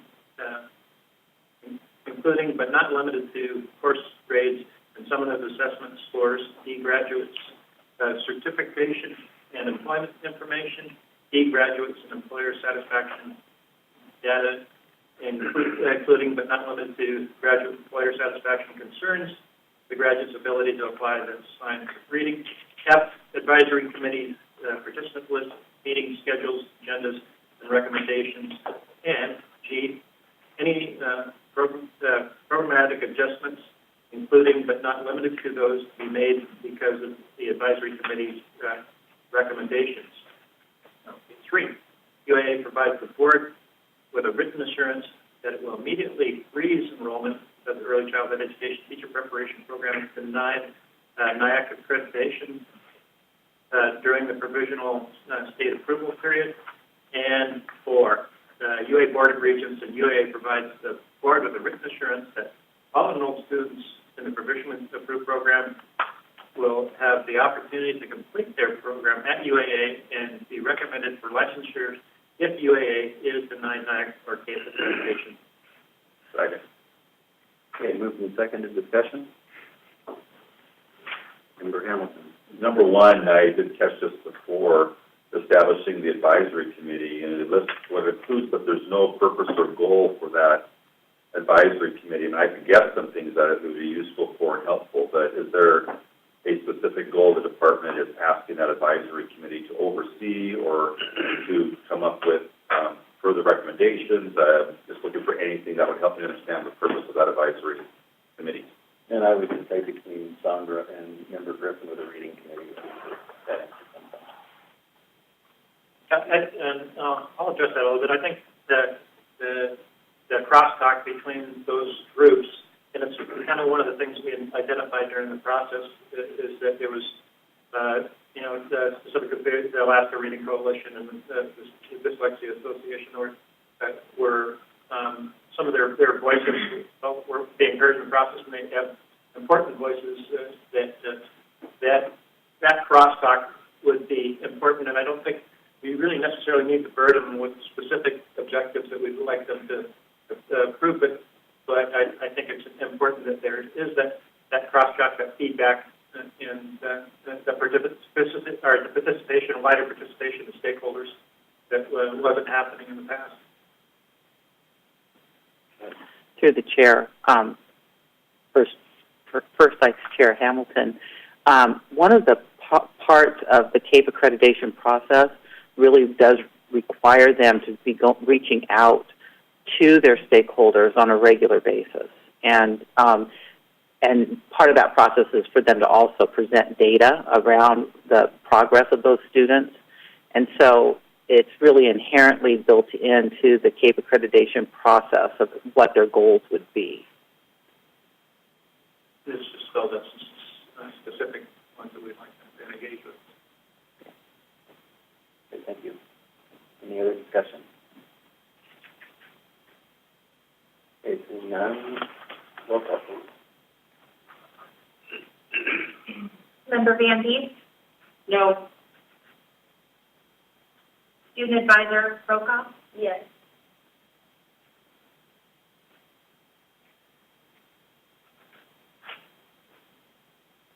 Member Stockhausen? Yes.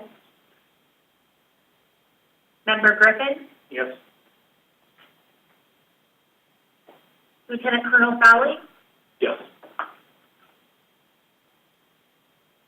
Member Erickson? Yes. Second Vice Chair Kowalski? Yes. First Vice Chair Hamilton. Yes. Chair Fields. Yes. Does anyone wish to change their vote at this time? Seeing no changes? Mr. Chair, the motion passes. Okay, thank you. Item 10, approved school construction and major maintenance. I'll make the motion. I move that the State Board of Education and Early Development approve the department's FY 2023 final school construction grant fund and major maintenance grant fund priority lists. Second. Okay, it's been moved in second. Discussion? Seeing no discussion, roll call, please. Member Van Deep. Yes. Lieutenant Colonel Fowley. Yes. Member Stockhausen. Yes. Member Griffin. Yes. Student Advisor Brokaw. Yes. Member Erickson. Yes. Second Vice Chair Kowalski. Yes. First Vice Chair Hamilton. Yes. Chair Fields. Yes. Does anyone wish to change their vote at this time? Seeing no changes? Mr. Chair, the motion passes. Okay, thank you. Item 11, approval of charter school renewals. 11A, Alaska Native Cultural Charter School.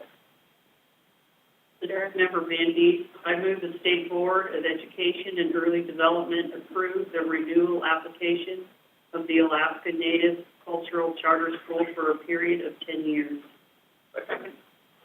Okay, moved by Member Van Deep, seconded by Member Kowalski. Any discussion? I'd like to make a quick comment on this. Big fan of this program. It's, again, for one of the highest performing Title I schools, improving Title I schools in the state of Alaska, and delivering some really excellent culturally relevant content as well on top. And in the biggest urban school district, I wish we could have more of these programs throughout the state. Big fan of the program. Hopefully they find a permanent home here eventually. Okay, thank you. Any other discussion? Seeing none, roll call, please. Member Van Deep. Yes.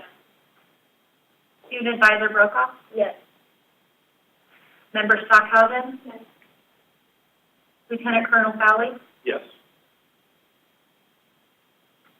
Member Griffin. Yes. Member Erickson. Yes. Second Vice Chair Kowalski. Yes. First Vice Chair Hamilton. Yes. Chair Fields. Yes. Does anyone wish to change their vote at this time? Seeing no changes? Mr. Chair, the motion passes. Okay, thank you. Item 11B, Aquarium Charter School. I move the State Board of Education and Early Development approve the renewal application for the Aquarium Charter School for a period of 10 years. Second. Okay, moved and seconded. Discussion? I could make another Yeah. quick comment there, Mr. Chairman, or the example of some of the highest excellence in the state of Alaska, one of the highest performing schools in the state of Alaska, operating out of a facility that was abandoned by the Anchorage School District 20-something years ago. Amazing program. Visited the campus many times. A big fan. I'm signaling my intention to vote yes on this agenda item. Thank you. Any other discussion? Seeing none, roll call, please. Member Van Deep. Yes. Student Advisor Brokaw. Yes. Member Stockhausen. Yes. Member Griffin. Yes. Lieutenant Colonel Fowley. Yes. Member Erickson. Yes. Second Vice Chair Kowalski. Yes. First Vice Chair Hamilton. Yes. Chair Fields. Yes.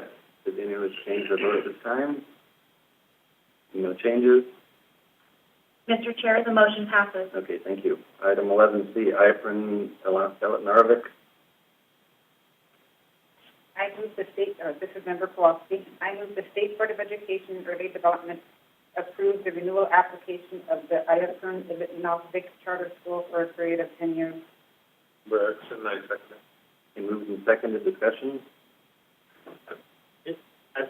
I'm sorry, but I got to make a comment here too. Excited about the expansion of this program to 7th and 8th grade. We just recently approved them for a 10-year charter approval, and I think they're paving the ground that's going to create a framework that will help us a lot in tribal compacting in the future. Though charter schools are not the model we're looking for in tribal compacting, I don't want that conversation to get confused.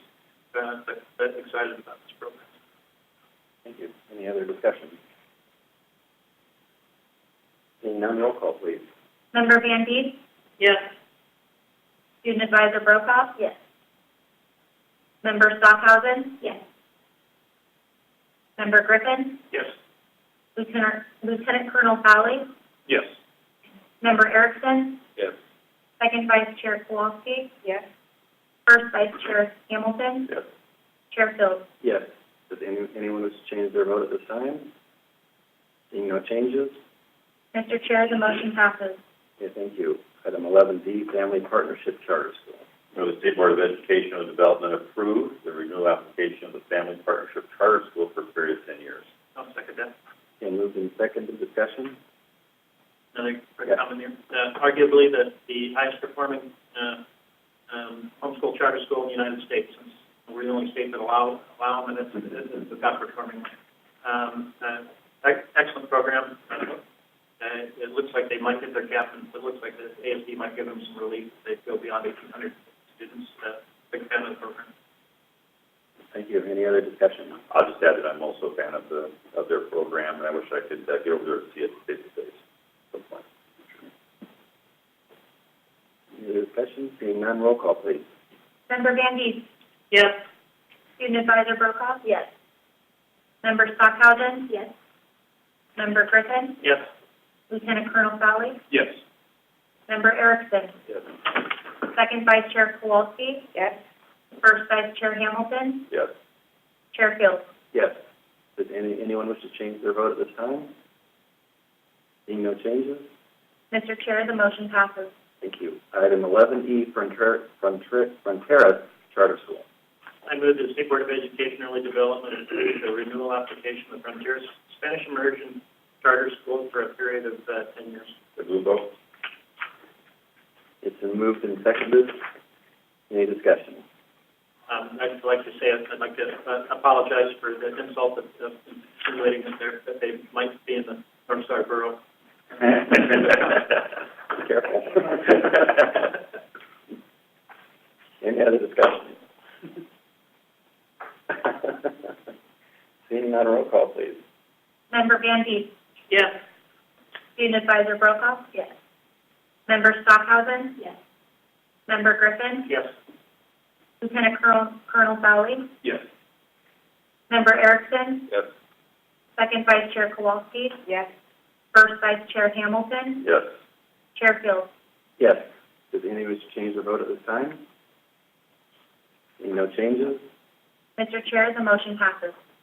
Okay, thank you. Moving on to regulations to go out for public comment, item 12A, facilities publication.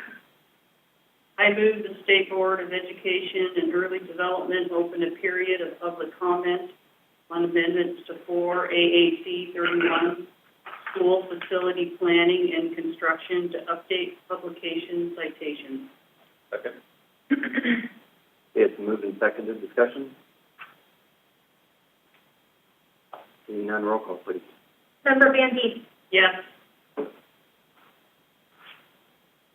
Lieutenant Colonel Fowley? Yes. Member Stockhausen? Yes. Member Griffin? Yes. Student Advisor Brokoff? Yes. Member Erickson? Yes. Second Vice Chair Kowalski? Yes. First Vice Chair Hamilton? Yes. Chair Fields? Yes. Does anyone wish to change their vote at this time? Seeing no changes? Mr. Chair, the motion passes. Okay, thank you. 12B, alternate assessment scores. I move the State Board of Education and Early Development open a period of public comment on amendments to 4 AAC 06.737 standard-based tests and 4 AAC 06.775 B1 and B2 administering statewide assessments for students with disabilities, whereby the Alaska Science Assessment will be administered at grades 5, 8, and pin, and the alternate assessment cut scores will be upgraded to align with vendor recommendations. Seconded. Okay, moved and seconded, discussion? Seeing no discussion, roll call, please. Member Van Deed? Yes. Student Advisor Brokoff? Yes. Member Stockhausen? Yes. Member Griffin? Yes. Lieutenant Colonel Fowley? Yes. Member Erickson? Yes. Second Vice Chair Kowalski? Yes. First Vice Chair Hamilton? Yes. Chair Fields? Yes. Does anyone wish to change their vote at this time? Seeing no changes? Mr. Chair, the motion passes. Okay, thank you. 12C, seal of biliteracy. I move the State Board of Education and Development open a period of public comment on the adoption of Board AAC 06.077, seal of biliteracy or multiliteracy. Second. Sorry, you can't second. Hang on. That's right. Second. Second. Moved and seconded. Discussion? Seeing no discussion, roll call, please. Member Van Deed? Yes. Lieutenant Colonel Fowley? Yes. Member Stockhausen? Member Griffin? Yes. Student Advisor Brokoff? Yes. Member Erickson? Yes. Second Vice Chair Kowalski? Yes. First Vice Chair Hamilton? Yes. Chair Fields? Yes. Does anyone wish to change their vote at this time? Seeing no changes? Mr. Chair, the motion passes. I'll just point out, sorry, Chair, that, having a student's voice for something like this that's why we have a student rep meaningful for the board. So even though you can't second, your voice is really important, and I think, having you endorse something like this gives the board a lot of confidence that it's making a decision that's good for kids, so thank you. Okay, item 13, adoption of proposed regulations. Item 13A, teacher certification. I move the State Board of Education and Early Development adopt changes in the following regulations. For AAC 04.220, paraprofessional standards. For AAC 12.300, certification of teachers. For AAC 12.305, teacher certificate, initial professional master. For AAC 12.308, approval of in-state educator preparation program. For AAC 12.330, endorsement requirements for teachers providing special education. For AAC 12.335, requirements for teachers of gifted children. For AAC 12.340, special education alternative program certificate. For AAC 12.345, administrative certificate type B, provisional certificate, provisional type B. For AAC 12.347, special education administrator certificate type F, provisional certificate, provisional type F. For AAC 12.355, special services certificate type C, provisional certificate, provisional type C. Whew.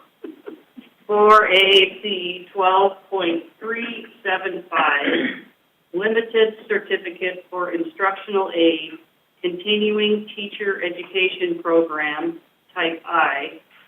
For AAC 12.388, world language expert, limited teacher certificate. For AAC 12.395, teaching endorsements. For AAC 12.396, addition and removal of endorsements.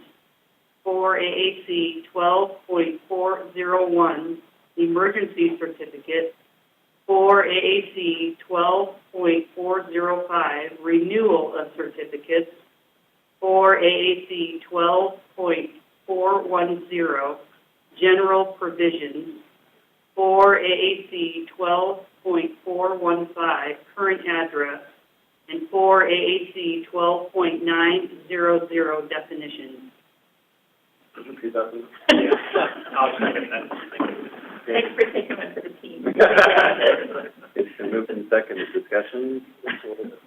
I'll start discussing if that's all right. One is to say, just again, to the board and our stakeholders that we're almost approaching this. It's just a continual time of public comment. So even if the board approves these regulations, we're committed to, not only committed, but even more excited and appreciative that our partners want to work with us on this sort of thing. And so we'll be coming back to you with more, but we're just going to continue the public input process as we go through this and make sure that we're informed.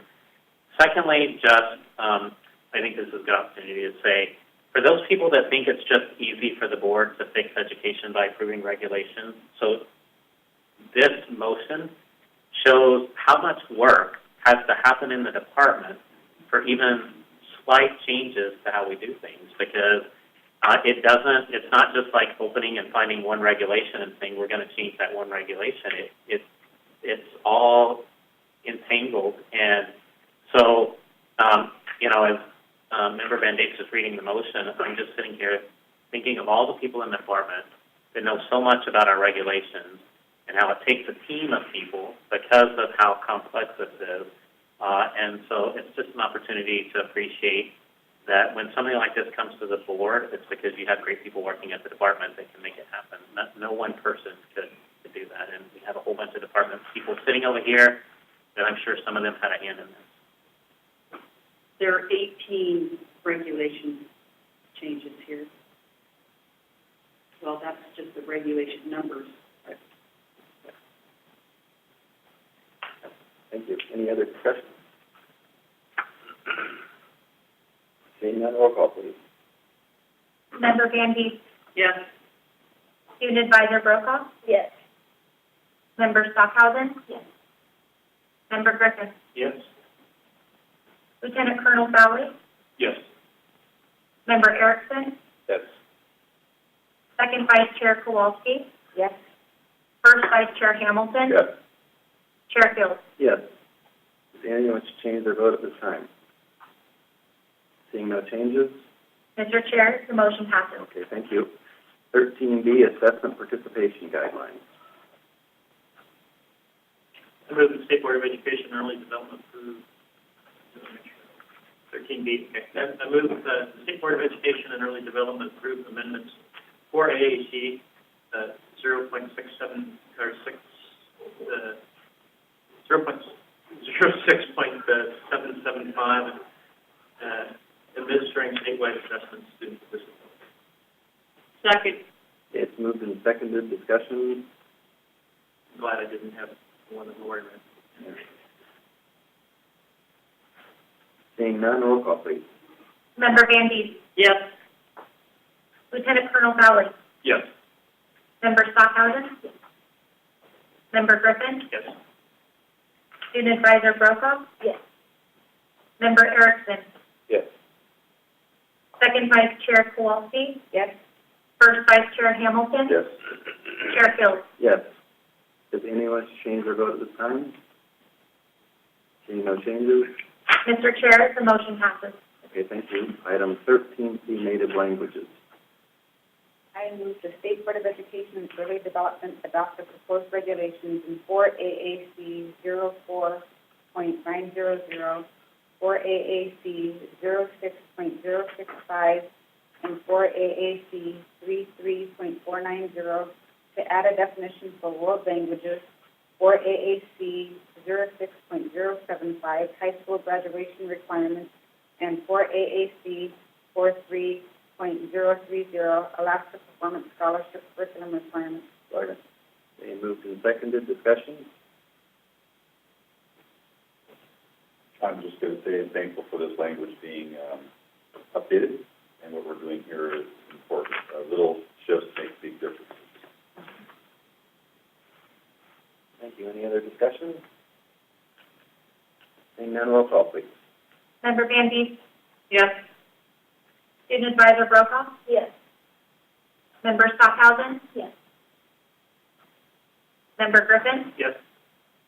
Lieutenant Colonel Fowley? Yes. Member Erickson? Yes. Second Vice Chair Kowalski? Yes. First Vice Chair Hamilton? Yes. Chair Fields? Yes. Does anyone wish to change their vote at this time? Seeing no changes? Mr. Chair, the motion passes. Thank you. Item 14, questions regarding standing reports, and we'll just go ahead and look at all of them. So if you've got questions, comments, they can come up. They're called upon. I just was going to say, I really like the structure of this report. I don't remember when that changed, but I love how you have it by each of our challenge priorities and everything listed under there. Is that new? I noticed this last time. Oh, you did? Okay. It's really nice. Thank you for doing that. And then I also wanted to have a little celebration here about our graduation rates in our here graduation rates have improved from 66.6% to 70%. And our underneath that special ed on page, what page is it? 448. And dropout rate also dropped significantly. Thank you.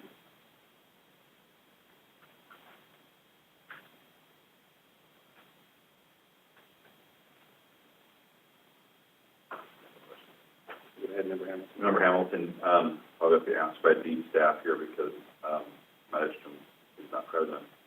I don't think I've ever asked a question about the pool before, but I wanted to ask, is Janelle on? Oh, well, thank you. Hi, Janelle. Hello. Yeah, you heard my joke about never asking about the pool before.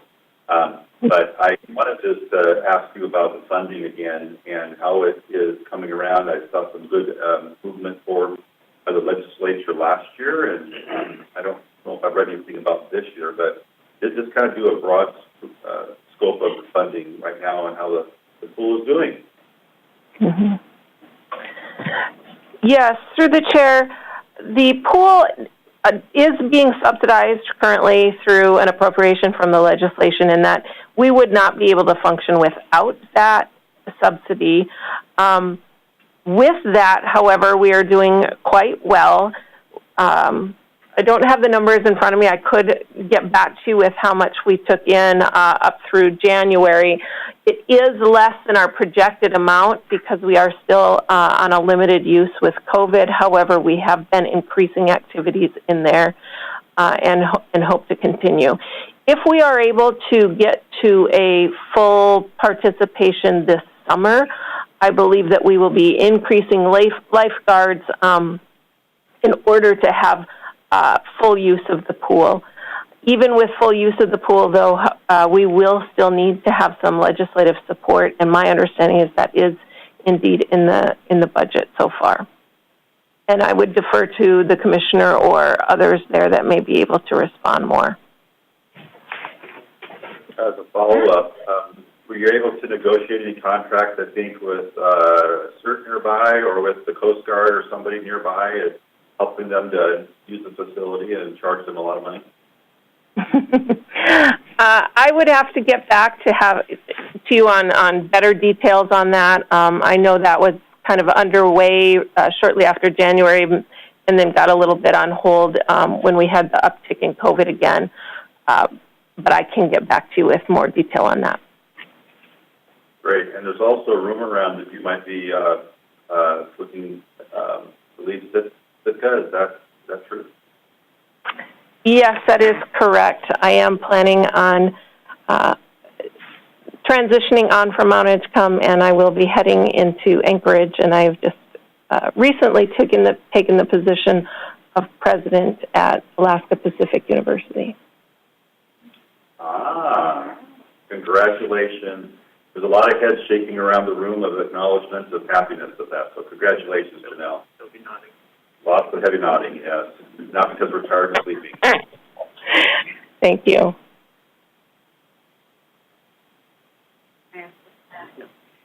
Superintendent Mona, I just wanted to, in your report, you highlighted some position openings, and I was just curious, are those, well, first of those are some key positions for Mount Edgecombe, and a couple of those might be, you know, more challenging to fill in the scope of, you know, how hard it is to hire teachers these past few years. But I'm wondering if this is an amount of open positions this time of year, or if that's what you could share with us on what you're thinking about turnover this year at Mount Edgecombe.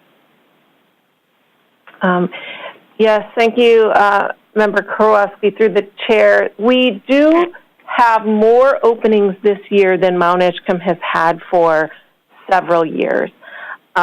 Some of that, I think, is just happenstance. If you know Mr. Groulet, the academic principal, he's been here for 17 years, and kind of a joke around here is for the last maybe 10 years, he's always been saying just one more year. So it just happens that this is really the year that it is one more year. And then the same kind of with me. The other positions kind of opening up, I do think, reflect a little bit of, you know, movement in teaching positions. There are certainly more teaching positions open, and there are a lot less candidates looking for teaching positions. So I think it does reflect a little bit more movement. That said, I think we have less movement than most schools are experiencing. And we have had interest in the positions that we've had open. Thank you. Mm-hmm. Any questions, comments? Standing reports?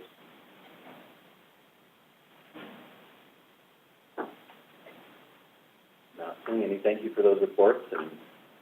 And Janelle, we wish you the best and congratulations on your new position. Thank you. Next item is the commissioner's report. All right. Thank you. I have a few things. First, I know it's the end of the meeting, but this is the place that I get to do it, and that is to welcome Lieutenant Colonel James Bowley. We're really glad to have you on the board, and our student rep, Maddie. Is it Maddie or Madeline? Which do you Either one. Well, we love student reps on the board, but both of you, this is your first board meeting in person with us, and so we're glad you joined the board. And if you need anything, obviously call us or whatever, and we really value your voice on the board. So thank you for that. The other thing is, I want to say, Janelle, you did it. Mm-hmm. You knocked it out of the park. And, yep, so if the board doesn't know, Janelle has been awake at night, watching old videos of board meetings, listening, like trying to get everything perfect for you. And I think she hit it out of the park. And what a blessing for the board to have somebody that cares so much that your meeting goes well and to put so much time and effort into it. And I think it's been a great meeting, and even though it was her first one, and she had lots of support from other department staff, but Janelle, I told her on Monday, I want you to stay home Thursday and Friday, telework, be slow in email and phones, because she has worked weekends and everything else to get ready. So Janelle, it turned out great. You did a great job. So, I have a feeling if you or I get cut, it'll be me, not you. And then, Commissioner, we accidentally hinted that we're pushing for our face-to-face in June, and she's about. Yeah. Just tell me now. I said she could go on vacation. We'd just go wherever she wanted to go on vacation. Bring some sun. But we'll give her some time to rest, and then she'll be back at it. And then we have a bunch of staff that showed up, so it's always a great opportunity to introduce, and especially since we haven't been in person in Juneau in over 2 years, I want everybody to introduce themselves and just remind the board who you are. Most of them have been here for a while, but we'll start with Cecilia Miller. Hi, I'm Cecilia Miller. I do the Title II-A program. I've been homeless and invested in zones. And Cecilia's been with the department for 17 years. Yep, and so she works with a lot of our stakeholders, and Title II is a lot of staff development work. And then Don Enoch. Don Enoch, I work in special education. And you've been with the department? 15 years. 15 years. And Sarah Emmel? Sarah Emmel, I work with the migrant program as well as Title I. I've been helping with legislative season here. And I've been with the department for 9 years, I believe. Yeah, great. So when Aaron left, Colette came, but we knew that was going to be a lot to fill and a lot to know. And Sarah is just an example of the kind of attitude that at the department. Tell me what you need. She's some of the PowerPoints you used today. She's created and all kinds of support. And then Courtney Preziosi. Courtney Preziosi, I'm the ESC administrator and events department for 10 years. And so she does a lot of federal program leading and that sort of thing. So thank you. And John Jones. I am John Jones. I am the data manager. John and I almost 3 years. Yeah, appreciate John. And Brad Dillon. Yeah, Brad Dillon, PTE, who was working yesterday, and then I've been around for 10 years.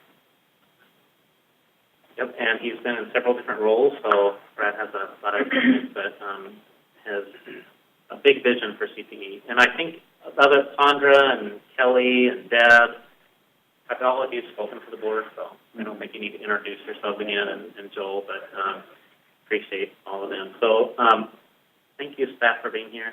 Great opportunity to introduce you to the I got it right here. Yeah. Yep. Okay. Number 3 is I want to recognize Lacey and Heidi because especially this session, they have picked up a lot of the leadership gap that's been there, and not only doing their normal jobs, but they've been filling in all the gaps for new staff and just making sure that things don't fall through the cracks, responding to legislator requests, and so talk about a lot of nights and weekends and things like that. And so just huge appreciation to them for kind of being the tip of the spear on a lot of things. So thank you both. Appreciate that. And great job on the meeting today. And then I want to say to the board, great job this morning. That hearing went really, really well. And the Janelle, Lacey, Heidi, Colette, everybody deserves a lot of credit for preparing you, but you did great in front of the committee, and it helps all of us that work at the department when you have that kind of good relationship and a good hearing before the legislature this morning. And I just want to tell you that I'm really grateful. You all did, everybody that got up did a great job of presenting what you're doing and answering questions, and everybody that filed out of that room made it a point to comment to me about how well this morning went and how they felt like it was the best hearing they've had with the board. So that was a huge success, and I hope the board feels good about how you did that. And then as you said, Luann's retiring, so this is her last board meeting after years and years and years of supporting the state board, but in reality, supporting the kids of Alaska. And we couldn't do what we do. We couldn't support districts to do what they do without the legal counsel we get. And Luann has absolutely left her fingerprints on public education in the state. And I don't know if she's counting, but it's 58 days until her last day. So Luann, just thank you so much. If you wanted to say something to the board, you're welcome to. But on behalf of all the kids that have passed through the system while you've been at the Department of Law, thank you for what you've done for them. You could make me cry. Anyway, I've been honored to have this position.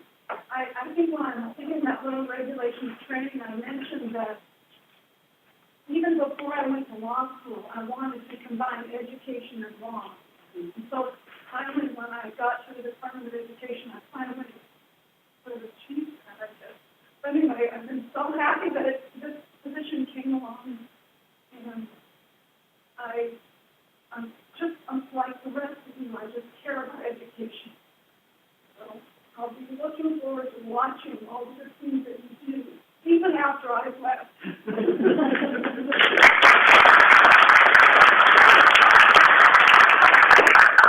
Thanks, Luann. Yes, we get billed for her time, but I don't I'm not ashamed to admit that sometimes we talk a long time about how things impact kids and what we can do, and so it's been a great partnership, and so I appreciate it, and I'll miss you, but I'm sure you'll still be engaged somehow, so thank you. And everybody stole my thunder about Janelle. I could not wait. I've been waiting for 2 days to tell the board that she was appointed president of Alaska Pacific University, and I didn't get to do it, but I am so proud of Janelle for that appointment, and I hope the board, think about what that will mean to Mount Edgecombe students, to have her go from her current position to Alaska Pacific University and be able to help shepherd kids, not only for Mount Edgecombe, but, she's got experience in rural Alaska and help them through that process, and I think it's great. And then Janelle has been engaged in the tribal compacting conversation, and to have this new position and how the university can help become a think tank and move that forward. So I think it's great news for the state, and it'll be interesting to watch how that happens. But Janelle, congratulations, and I know the board's proud of you and thankful for that opportunity that you have. I want the board to know about a couple events coming up. One is the Reading Symposium. You've heard some about it, but I hope that everybody in the state hears about it between now and the end of April when the Reading Symposium happens. The staff have been working overtime to make this a really marquee event in the state, bringing in lots of great presenters, inviting, paying for folks from districts to come. Lots of department staff will be up there hosting and supporting and making it a great event. And so I hope you all can be there too.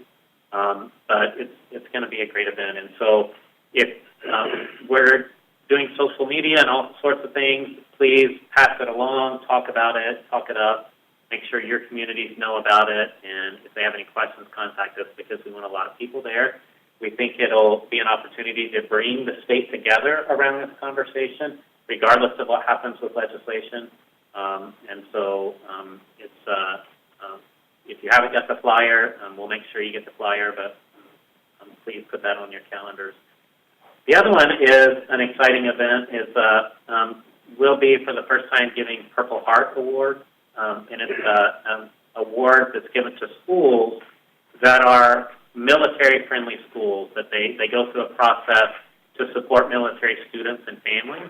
It's called the Purple Star Award. I think that's a Purple Heart. And so on April 15th, we'll be up at Lathrop High School in Fairbanks to present those awards this year.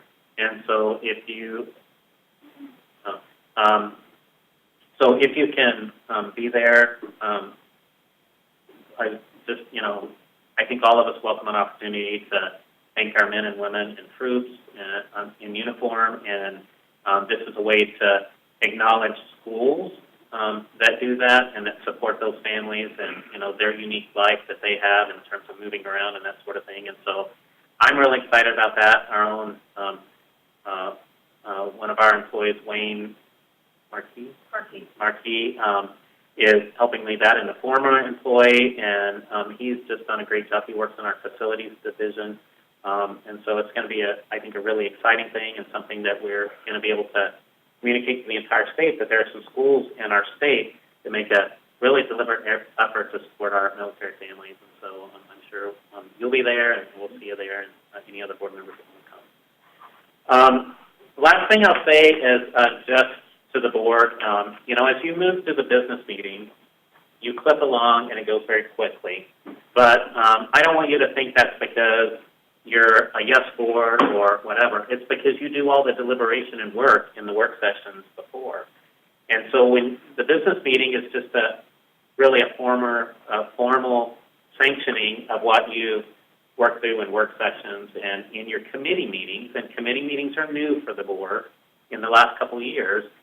But that's, we get to the business meeting and it does go quickly because of the hours that you put in before in committee meetings and things like that.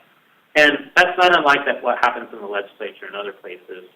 You deliberate over policy, and then we get it refined and we bring it to you. And we have a really robust public process where we get public comment and that sort of thing.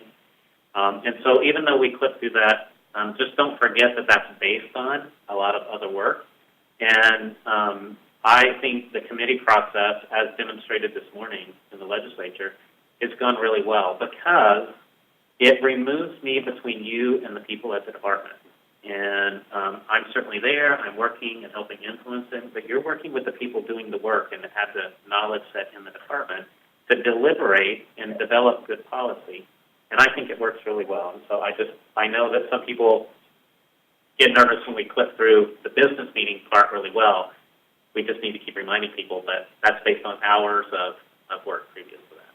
So with that, I'll take any questions. Or not? I have a question. So surveying the location, Baker High School location for presenting that work, you gave them Barbara's for the recipients? Yes. Yeah, I think that the ceremony is just away from high school. Okay. Yeah. And I actually, if I know the other part, I've forgotten it. So okay. Wayne's got all that tucked away, and okay. So it's probably a good thing I don't know. I'm excited to see it later. Yeah, it will be great. I'd just like to say, based on your comments about the business meeting versus work session, the other reason why it goes quick is because there's a trust between the department and the board. If there wasn't a certain amount of trust, there'd be a lot more questioning. There'd be a lot more conversation, discussion. So yes, the work does happen in work session, but it also helps when the board can trust the staff and the commissioner.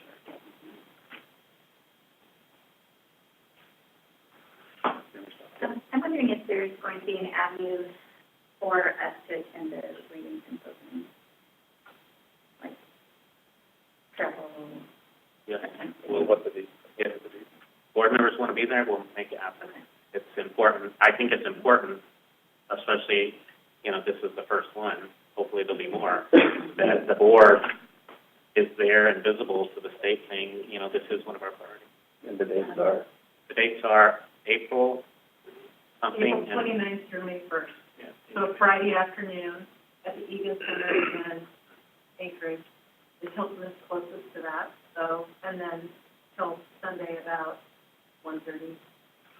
But also know on Thursday evening and Friday morning, we're partnering with AASB, the Alaska Association of School Boards, to host a law and policy day.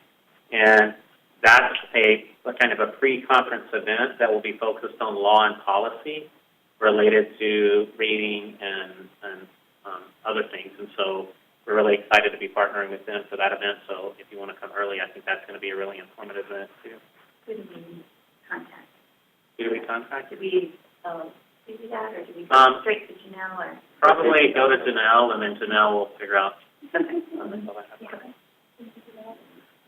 Just wanted to let the board know that Mississippi will be there with, I think there's 9 people coming. So if you have been part of those conversations and you look forward to that, they will be there. They're presenting along with their Dr. Carrie Wright, but people within the department doing a lot of presenting, especially on Saturday and Sunday for sure. So just wanted to make sure you're on that.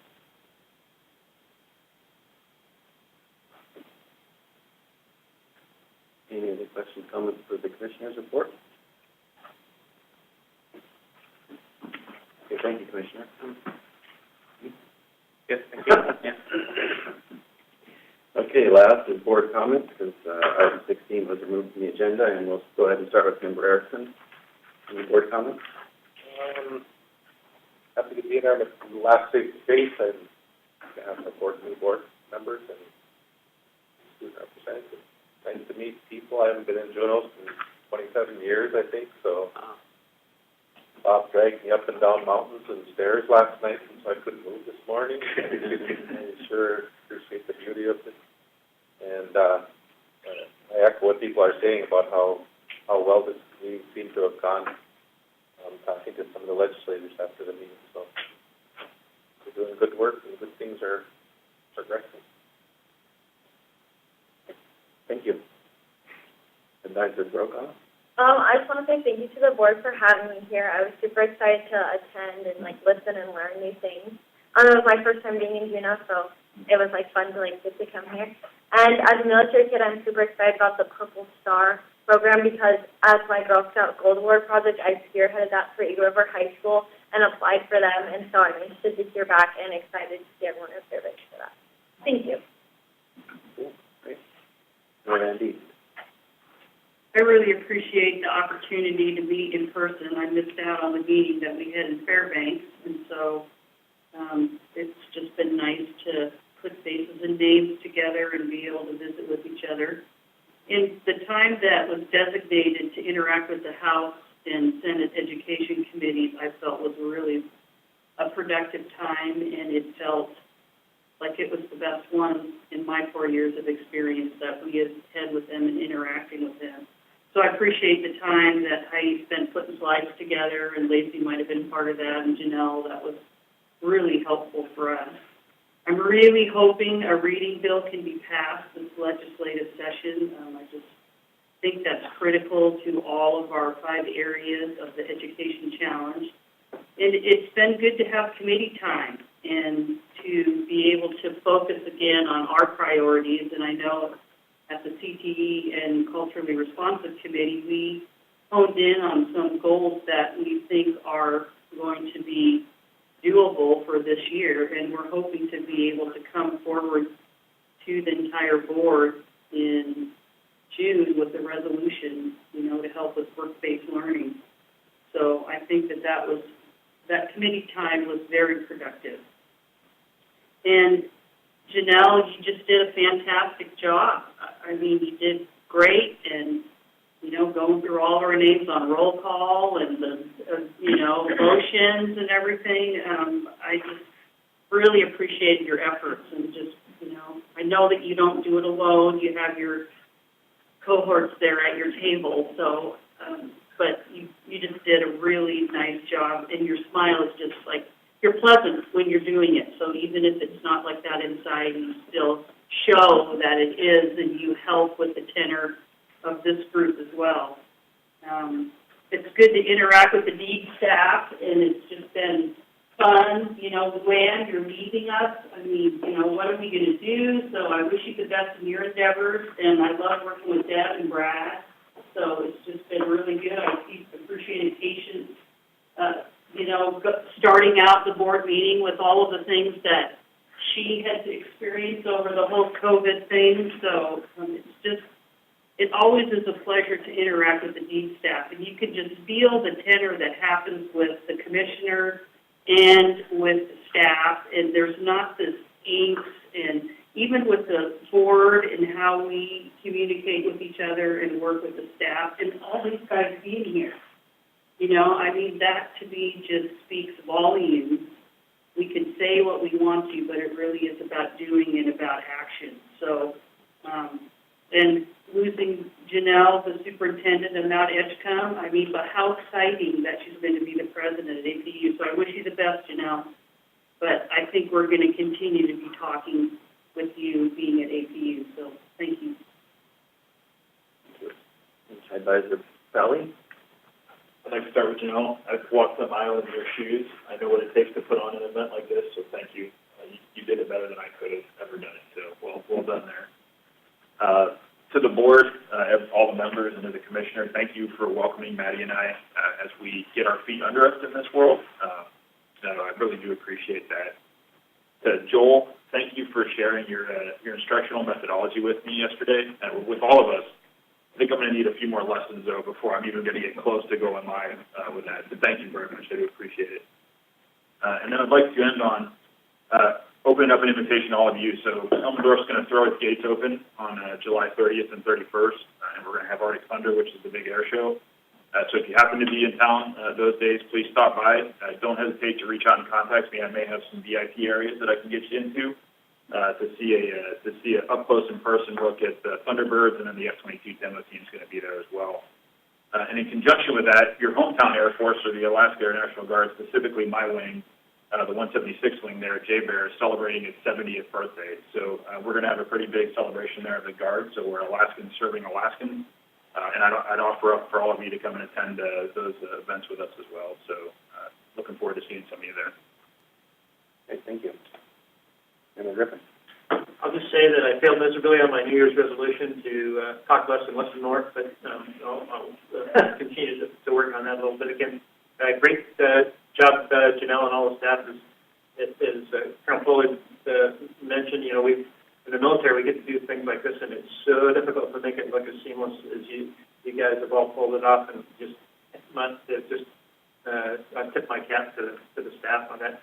Really excited about the things that are happening with the reading committee and the tribal compacting. We're really in the thick of things, and going to be a lot of heavy lifting for regulations, with legislation passing, and maybe regulations without legislation passing. We'll see how that goes on the way. As for the reading symposium, we got briefed. I kind of wish we could break the whole board on this, but Susie briefed us to the reading committee the other day, and my comment was, wow, this is going to be really cool the way this is set up. There's a little bit of everything in there for everyone, and I feel the wind and our sails filling up with wind here as far as bringing a bunch of stakeholders together and getting them aligned with our priorities as far as that goes. Luann, we'll have to play a little pickleball when we get back in town sometime, and when your arm gets better, anyway. But we're sure going to miss you. You've done a lot of great work for us, and basically, it's really, I think these are so productive that when we get together and in person, because of all the things and the ideas that are bounced off in the nooks and crannies in between the regulations, and great job on a team effort with that. The joint session, the legislature today, I think we've set a new standard and a new model for the future. In your second? To not say anything new, but I also so enjoyed meeting with all of you in person, both board members and the department. I always leave with a full heart because I'm just so encouraged, and I wouldn't expect that because I don't really love this world, and I don't know how you guys live in this world. But every time I leave, I think, wow, we are headed in the right direction. And so as a teacher, that restores my heart. So thank you for all that you do. Thank you, Commissioner Johnson, for the structure of committee work. We started that. It's our second attempt, and I think the amount of success we're seeing this time, first time we kind of got interrupted with COVID, but looking, I think, at what we're doing now, I think we have our goals right with these committees, and it's working, and I think that's really exciting. Also very encouraged that, we started, as I said today, we started out here with these committee works, and they're starting to cross over, and I think that's really exciting because to me that's confirmation that we're doing the right work. In regards to our certification regulations, thanks you guys for all that extra hard work to make those happen, even to write that motion. That had to take a while. But I'm really excited about those barriers and what this could mean to additional pathways and how that's going to impact the future of teacher recruitment and retention in our state. And finally, look forward to watching progress on our reading legislation and all that could mean for the future of education for our state. And finally, not to overuse the word excited, but I'm going to anyway, I'm excited about the reading symposium, and not only for the immediate professional development for the attendees, but for the foundation for future professional development that's going to come out of that and all that that means for the future for our state. So thank you for that. Thank you. Ms. Walke? Well, first of all, I just want to say to the staff, and I know I say this at every meeting, how much I appreciate the work you do to support our committee work, but you guys have really taken it to a whole new level in the last couple of rounds of committee meetings that I've sat in on, and I can see conversations ahead that are yet to be had based on some of the most recent ideas and work that you guys have brought to the committee based on our conversations and discussions in committee. You guys have been so responsive, and because of that, we were so on fire today at the hearing. So it's been a team effort, and you all have really made us a success. I have to say that the consistency, I don't know if it was your idea or whose idea it was, Heidi, at the very beginning of this reboot of the committees, the consistent structure and approach. I was on 3 committees, so I kind of saw the approach. But that was genuinely, like, brilliant, because I think we needed, I think the department needed consistency around committees. I know I, as a board member, needed consistency around committees. And then your level of follow-through, coming back to us, you're moving ahead and taking direction and just stepping into some of the hard places that you might have to be stepping into, or the places that are just difficult to figure out. I can't imagine, but well done. Janelle, great job. Yeah, well, we're hoping for 4 meetings a year. Because you did so well. Yeah, and I have to say to the board too, everyone has been highly engaged at our, not only our board meetings, but at our committee work, and just watching everybody present today was really just a proud moment of for me, just to see everyone out there doing the good work. So thank you, everyone. Thank you, Commissioner, for leading all of this. Congratulations, Janelle. Congratulations, Juan.